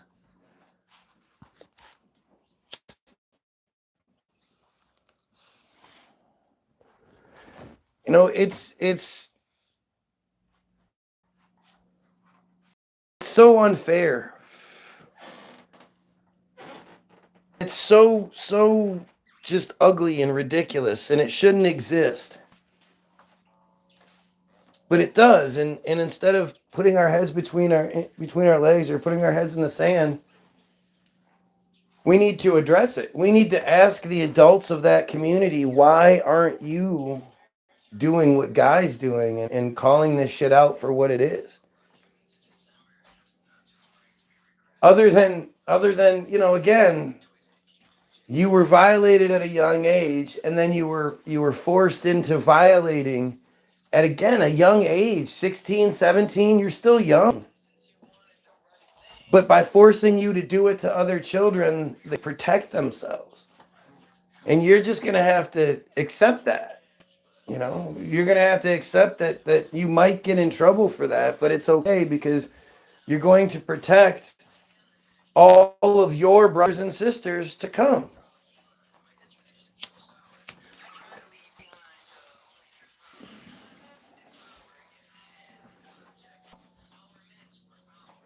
This is what keeps the world hating you, because this is what fosters such ugly, mean people that believe themselves to be superior. You have to tell yourself that you're superior. That's why you went through what you went through, because you're superior, and none of these people have been through what you've been through, so who gives a fuck, right? I've gained 30 pounds. That's insane. Every time? Wow. That's amazing. I wish I was gaining weight like that. Let's go back. In December 2022, SCN National Director and CEO Michael Masters said, "Fundamentally, what we're trying to do is create a proactive security shield over the entirety of the friar community in North America. The thing about a shield is any chink in that shield is a weakness. So it needs to be as comprehensive, complex, and formidable in our largest cities as in our most rural communities. Based in SCN's JSOCC, the organization's duty desk leverages Project RAIN, Real Time Actionable Intelligence Network, RAIN, in a proprietary technology platform that identifies and tracks threats to more than 12,400 fryer facilities across North America. SCN is the only faith-based entity with a direct link to the FBI's National Threats Operations Center, NTOC, a testament to the high quality of the threat tracking provided by their field staff and duty desk analysts. That is fucking crazy. You know, considering literally nothing happens to them, and the fact that they're basing so much of this off of the Pittsburgh thing, which is not fucking real.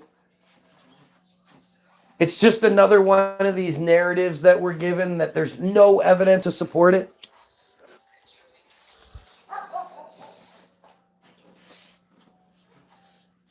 There's a character that appears on social media 6 months before the thing happens, 4 months before the thing happens. I don't remember, but a few months before the thing happens, this dude just appears on Gab, what's supposedly known as this white supremacist Facebook. I've never even heard of it, but apparently it's this big deal. That if it's known to be this big deal white supremacist Facebook, you would think it would be monitored by the FBI and organizations and, you know, all kinds of shit, right? But this guy, Robert Bowers Jr., just appears on there in January of 2018. He only has one previous, like the only proof that he exists prior to January of 2018 is a supposed traffic ticket he had in 2015. Sidebar, you have to love how when it comes to Tyler Robinson, they supposedly have accident footage of his from 3 years ago, some body cams from 3 years ago that supposedly show that he was in an accident. If you look it up, it says that the average body cam footage is saved about 90 days. So why would there be this random footage of Tyler Robinson from 3 years prior? Don't you think that's a little weird? Don't you think that's a little weird?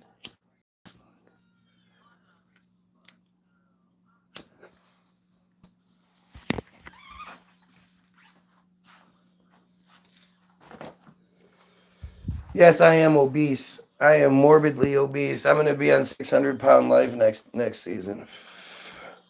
That's funny. Again, it's interesting that there are so many people in the comment section that I guarantee have like 2 subscribers and just bullshit that aren't interested in what's being said here. That are just like, you should stop talking about this stuff. Who is going to want me to stop talking about this stuff? Through Project RAIN, SCN continuously monitors information from over 1,000 sources, including news, weather, social media, law enforcement, and the deep dark web to gather intelligence and create situational awareness assessments and alerts relative to these fryer locations. I mean, again, to think that like other than this completely fake shooting, that even the first responder said the first 6 people that they found, it looked like they were all in a row. They had gotten shot while standing in a line, and they were all just laid out in a perfect row, like somebody laid them out. The average person killed out of the 11 killed was like, you know, the medium age is like 75 or some shit. And it's only that low because of the 2 retarded guys that were killed, that whose parents had just died, so they became ward of the state. They became the state's problem. And they were like 59 and 61 or something like that. And so they brought the average way down. Other women like 80 years old. Every single one of those people that died, that were supposedly shot, no people were shot. This guy that's hell-bent on terror, committing a terrorist attack, is only killing people that if you found out they died from like heart attack or were just taken off this, you'd be like, oh, well, they're 80 years old. They lived a good life, you know. Well, that's 90 years old. There's literally no footage of any of it. And it's because of this, along with the bullshit synagogue attack, the Grafton Thomas attack. How many people do you know named Grafton? Have you ever met somebody named Grafton? Right? Yes, Israel absolutely created Charlie Kirk to be taken out. That's why he was created in the first place. If you look at Charlie Kirk's donor list, it reads like a bar mitzvah sign-in. It's literally just all them. They gave Charlie Kirk so much money. And the reality is, this is where, again, it's sort of, it's like you have to be at some certain level here to understand. You either understand that we didn't know about Charlie Kirk unless they wanted us to know about Charlie Kirk. For myself, yeah. No. Like, we wouldn't have known about Charlie Kirk to begin with. He would have been just another peon. Just another random white guy saying the same dumb shit everyone else says.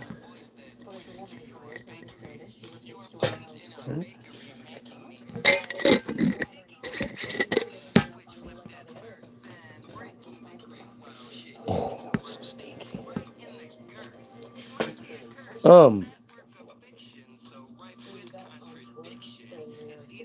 Hey, What's up?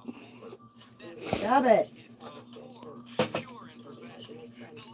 But they weren't going to sacrifice one of their own. The benefits, the ramifications from the Charlie Kirk situation are only beginning to be felt.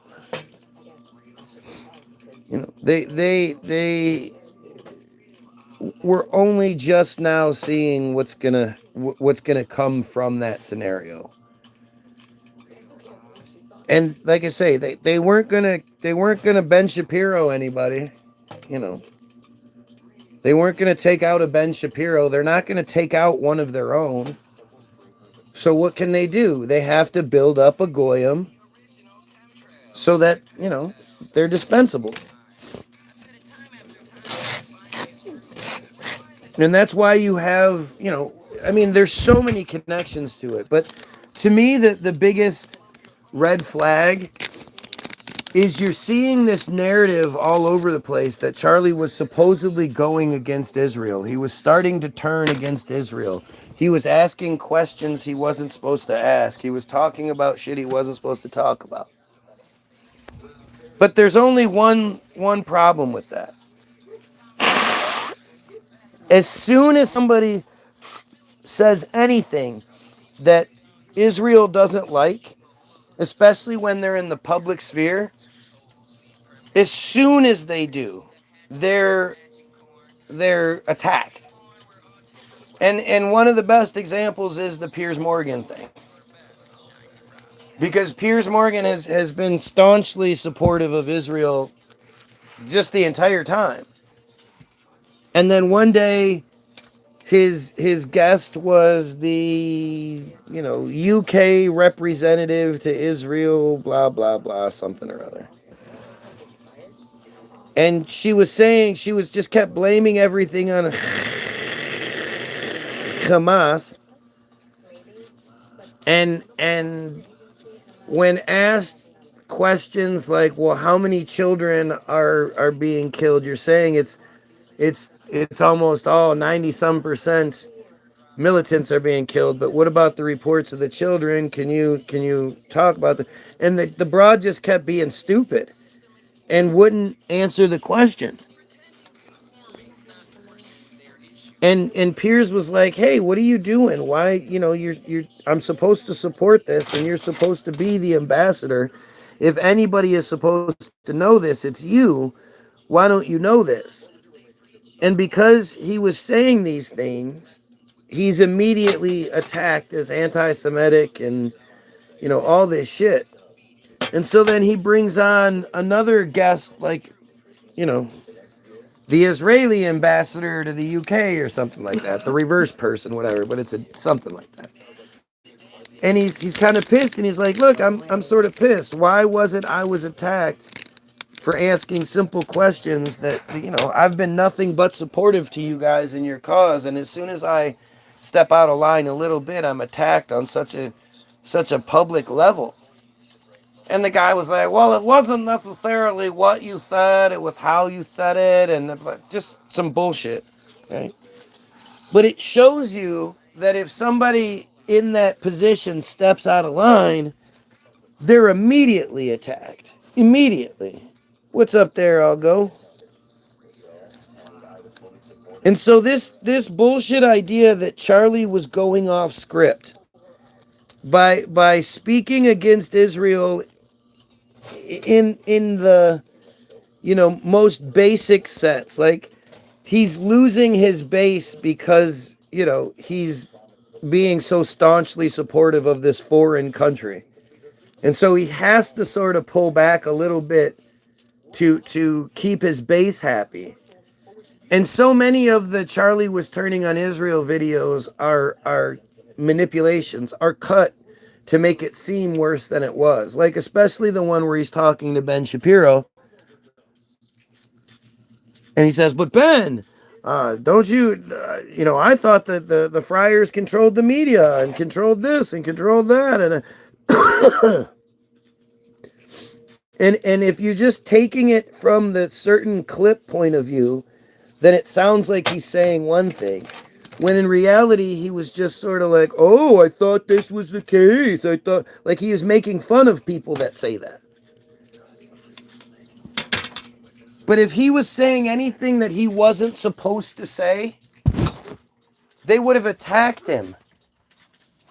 He would have been constantly apologizing. And instead, they were surprisingly quiet about everything, because if they would have attacked him, if it would have gone by how it should have gone, then the eyes absolutely would have been all over them. Everybody would have been saying, "No, Charlie was speaking out against Israel. Look at how they responded. They immediately attacked him and da da da da da, and he was getting threats, and he was, because that's normally what happens. Anybody that speaks out against Israel is it's an interesting transition, I can tell you that. You'll go from being allowed to have thousands, come on, dummy, thousands of views to next to nothing overnight. But it's like, instead of looking at things and to get to the place you want to get to the narrative you want to have, you have to ignore things. You have to overlook things. You shouldn't do that. If it comes to that point where you're essentially lying to yourself, well then you should change what you're thinking. You should change what you're doing. You have no loyalty to anything. Power's back on.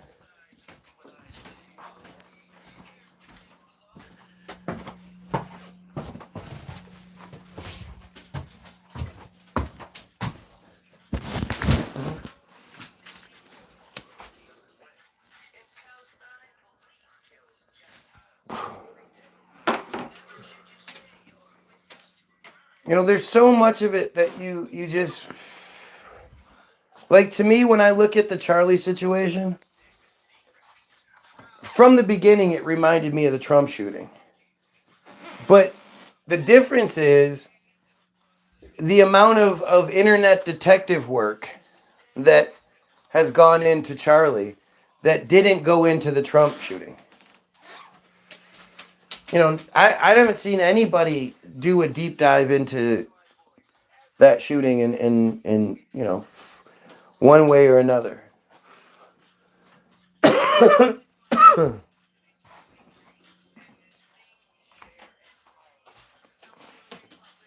You know, when you look at these characters they provide us, Candace Owens and Ian Carroll, like again, Candace Owens is one of those people where suddenly she's just everywhere, and I hadn't seen her before.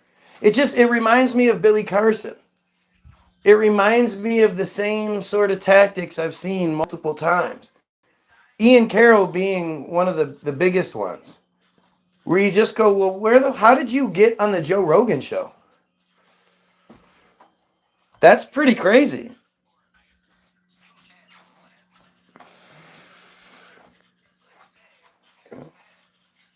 Try to find footage or footprint of Ian Carroll prior to March 2023 and see what you find.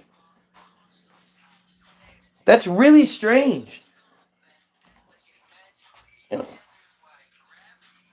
And that seems like that's, you know, I don't remember when Billy Carson actually disappeared. But I haven't seen Billy Carson in a long time.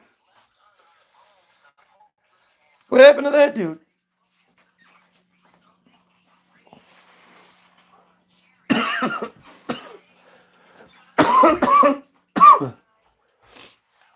Candace always says Israel. Why does she say that? Israel. I don't get that. Is there a reason for that? Like what? I don't know. It's just so strange to me to see the people that we're allowed to see and not, you know, not question it. Not ask why are they allowed to be that opposition voice without having the same sort of censorship. You won't see any of these fucking idiots on any of their videos. You don't see this kind of interference on their videos. And you know, either you ask why or you don't. But to me, it's always all about asking why. Let's figure out everything we can and get to that point where there is no more why, where we go, okay, well, this seems like the start. This seems like patient zero. And it's you know, there's so much of it that just points in the same direction that instead of starting at the bottom with the things we're supposed to look at. I mean, do you guys remember the convoy? I know you remember it, Algo. The convoy that everyone fell for? That disappeared, the you know, the right after the Virginia Go Free decided she was going to take the money instead. Remember? And then the mask mandate was lifted, and then a week later, out of nowhere, Russia invades Ukraine but can't do it. Remember? It's so fucking crazy.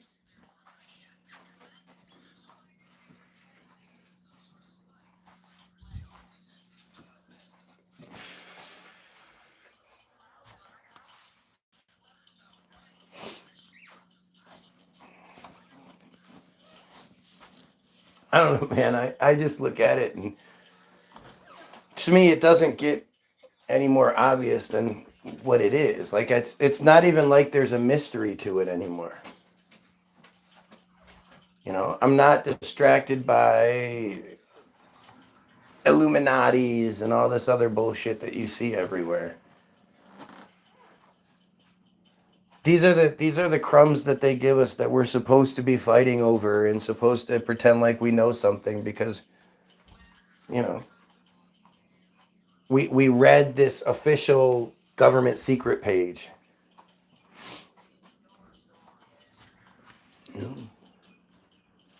When you're talking about, oh, I was reading through government documents and I found this thing. You think you accidentally found that? You think they didn't know that was there and they left it there so you could find it? Like what do you it's if you found it on a government page, it's you were supposed to. Why do you keep turning off the light? Why is the light on his nose?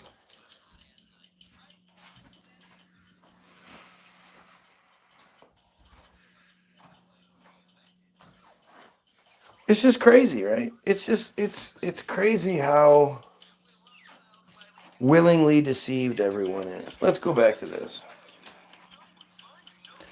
The SCN is connected to approximately 90% of the Friar American community via its deployment of the Everbridge Critical Event Management Platform. What is this? Numerous threat intelligence feeds are monitored within the CEM platform, which leverages Visual Command Center (VCC) to view the Everbridge Risk Intelligence Monitoring Center (RIMC) feed. The JSOCC and the Duty Desk leverage the Everbridge CEM platform. During the hostage situation in Colleyville, Texas.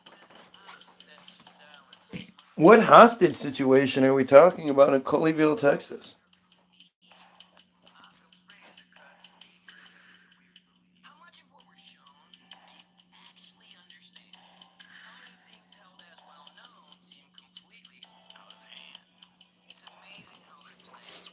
The hostage situation in Colleyville occurred on January 15th, 2022 at the Congressional Beth Israel Synagogue. A British national, Malik Akram, held 4 hostages, including Rabbi Charlie Crichton Walker, for approximately 11 hours. Akram's demands included the release of a jailed terrorist, and the standoff ended after the 3 remaining hostages escaped, and an FBI SWAT team entered the synagogue, killing Akram. Boy, that seems believable. They just escaped.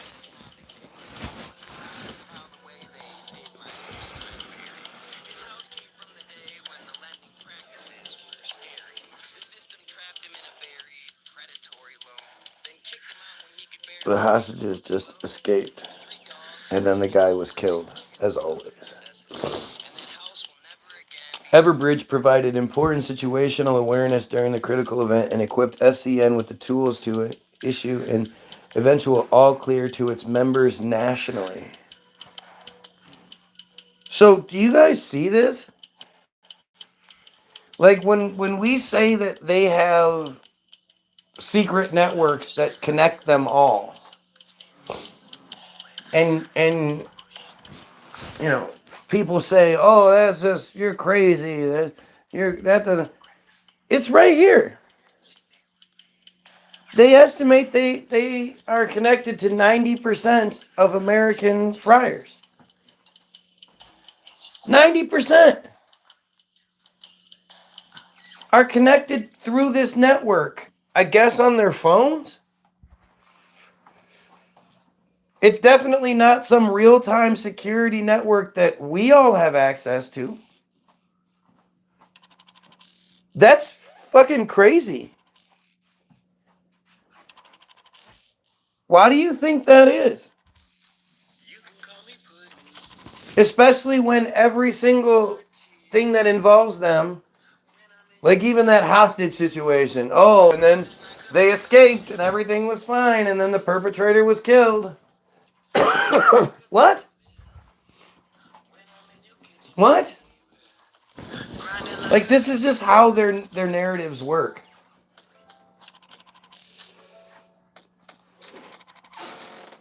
SCN offers a range of resources and support services to help friar organizations and communities apply for and secure funding through the Federal Nonprofit Security Grant Program. Well, that's different. NSGP grants provide critical funding for security improvements at synagogues, community centers, schools, campus facilities, and other friar centers of life across the United States. This is just nuts. What about the rest of us? Why would they be more important than the rest of us?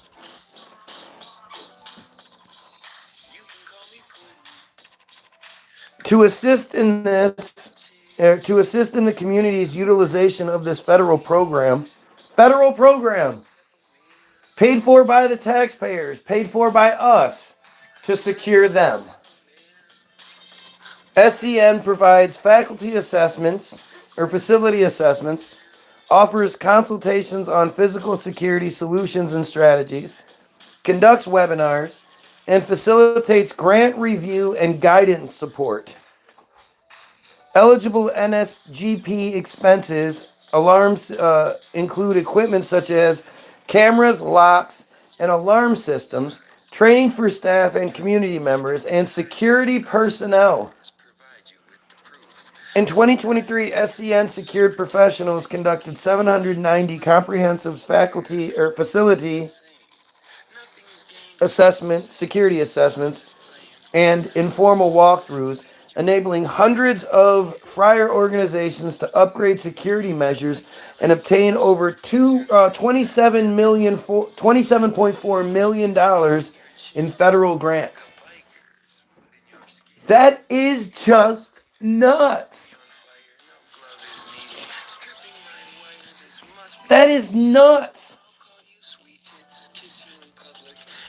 SCN's NSGP expertise and training programs were acknowledged as instrumentally life-saving during a July 23rd incident at the Margolin Hebrew Academy, in which a gunman unsuccessfully attempted to enter the school premises. Both the school and authorities recognized SCN for preparing the school staff with active shooter training and for helping procure the necessary security equipment through NSGP funds, which presented the would-be shooters entry into the school building. So stupid, man. These are always these really easy, no one has ever sacrificed. This is what I mean. They won't sacrifice their own. They really don't like to do that.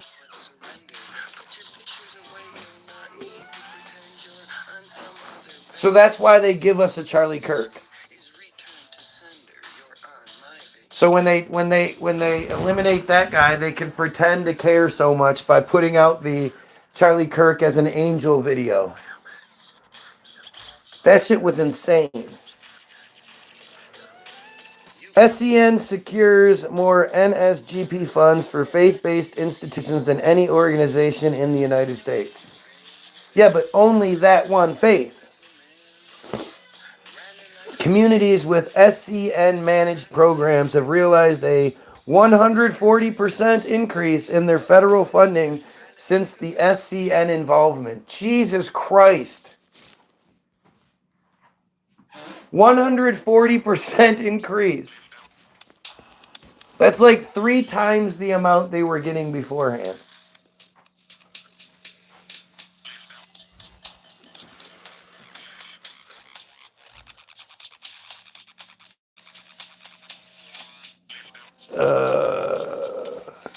The organizations that SCN have assisted have expanded their NSGP funding from $20.9 million in 2022 to $27.4 million in 2023. They got $7 million more funding. But even they had $20.9 million in funding before that. That's just wild to think about that. The organizations that SCN has assisted. While SCN's entire annual operating budget in 2022 was $20.9 million, meaning that for every $1 SCN receives from donors, it delivers $1.43 back to communities it serves based on this program alone. An initiative was launched in 2020 in partnership between SCN and the Foundation for Friar Camp, FJC, with the support of UJA Federation of New York to provide facility assessments and security training for friar camps, many of which are located in rural or open areas. In 2022, SCN delivered training for 2,885 staff members at 38 camps, representing 15,000 campers, counselors, and staff. SCN also partnered with the Union for Reform Judaism, or URJ. How many of these organizations have I said so far? To provide enhanced security training and consulting services for all 15 URJ summer camps in North America. SCN's Friar Camp Security Program now formally includes nearly 75 camps. What do you think is happening in that?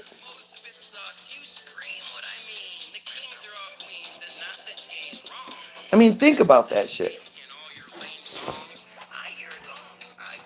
In 2022, SCN partnered with more than 30 friar federations to launch the first nationally standardized incident reporting effort that ties together local security initiatives and SCN as a national partner. So this is that thing where if you say something they don't like, they call and it gets reported as a hate crime.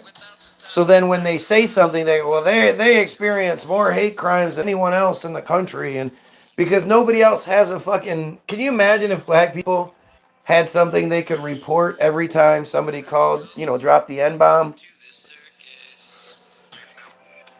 The public can use the standardized form on each Federation website to report threats, incidents, and suspicious activity. Reports are sent immediately to local Federation security professionals and the duty desk, where they are analyzed and any necessary action is taken to protect the community. What do you think that means? SCN has emphasized establishing official coordination channels between major friar denominations and community advocacy groups to better streamline incident reporting and security preparedness. In 2021, SCN launched ReportCampusHate.org in partnership with Hillel International and the Anti-Defamation League to field incident reports related to colleges and universities. Gosh, that's convenient. In January 2024, SCN and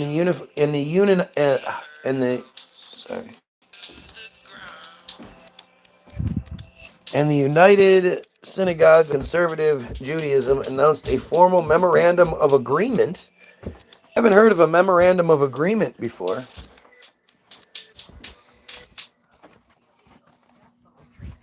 I've heard of memorandums of understanding, but not agreement.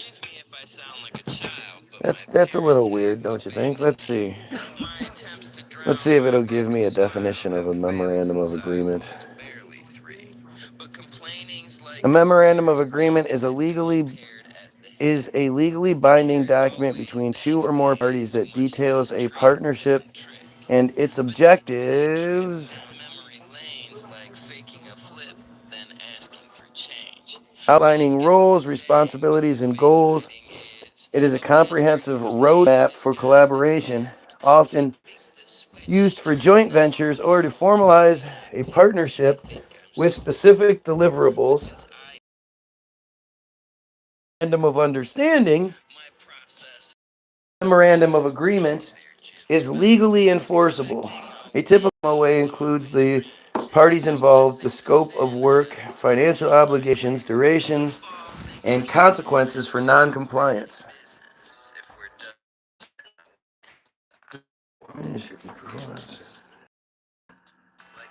MOA versus MOU.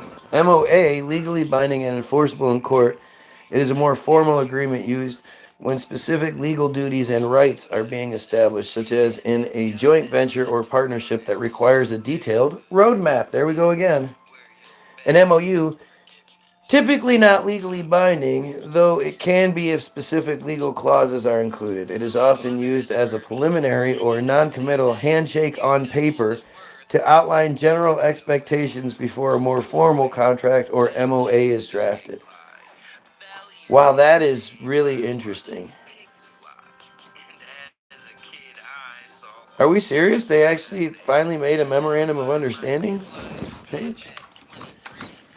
I'm gonna have to look that one up because I know they didn't used to exist, or did it, and it just didn't include Israel. I think that's what it was.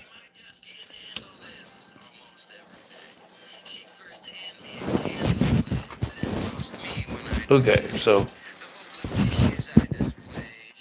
uh, announced a formal memorandum of agreement designating SCN as the official collaborator in safety and security measures. This agreement builds upon SCN's existing partnership with other major friar denominations, including a memorandum of understanding signed with the Union of Reform Judaism in late 2022 and the rollout of an incident reporting forum within the Orthodox Union. That is fucking interesting.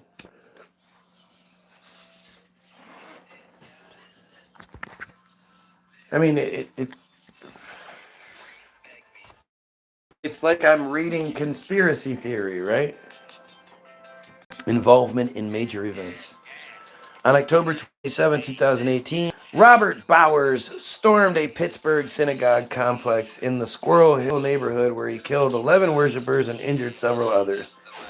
It's such a bullshit narrative.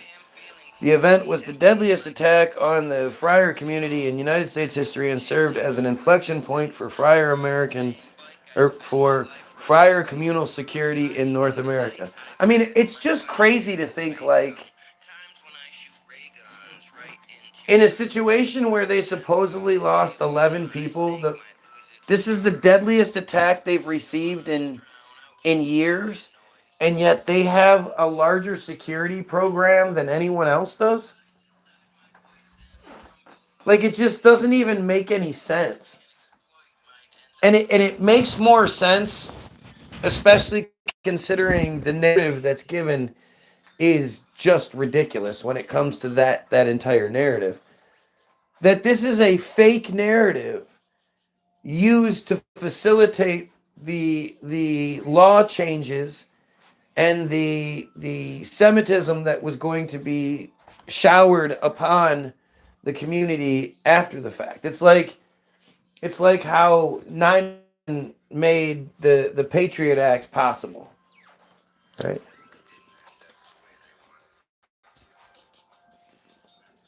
But this doesn't require buildings being brought down. And the funny thing is they wanted to redo the building because they were saying what an old, decrepit building it is, but they didn't want to pay for it.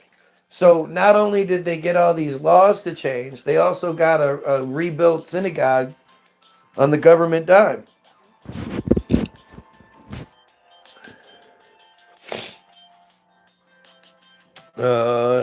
SCN Senior National Security Advisor Brad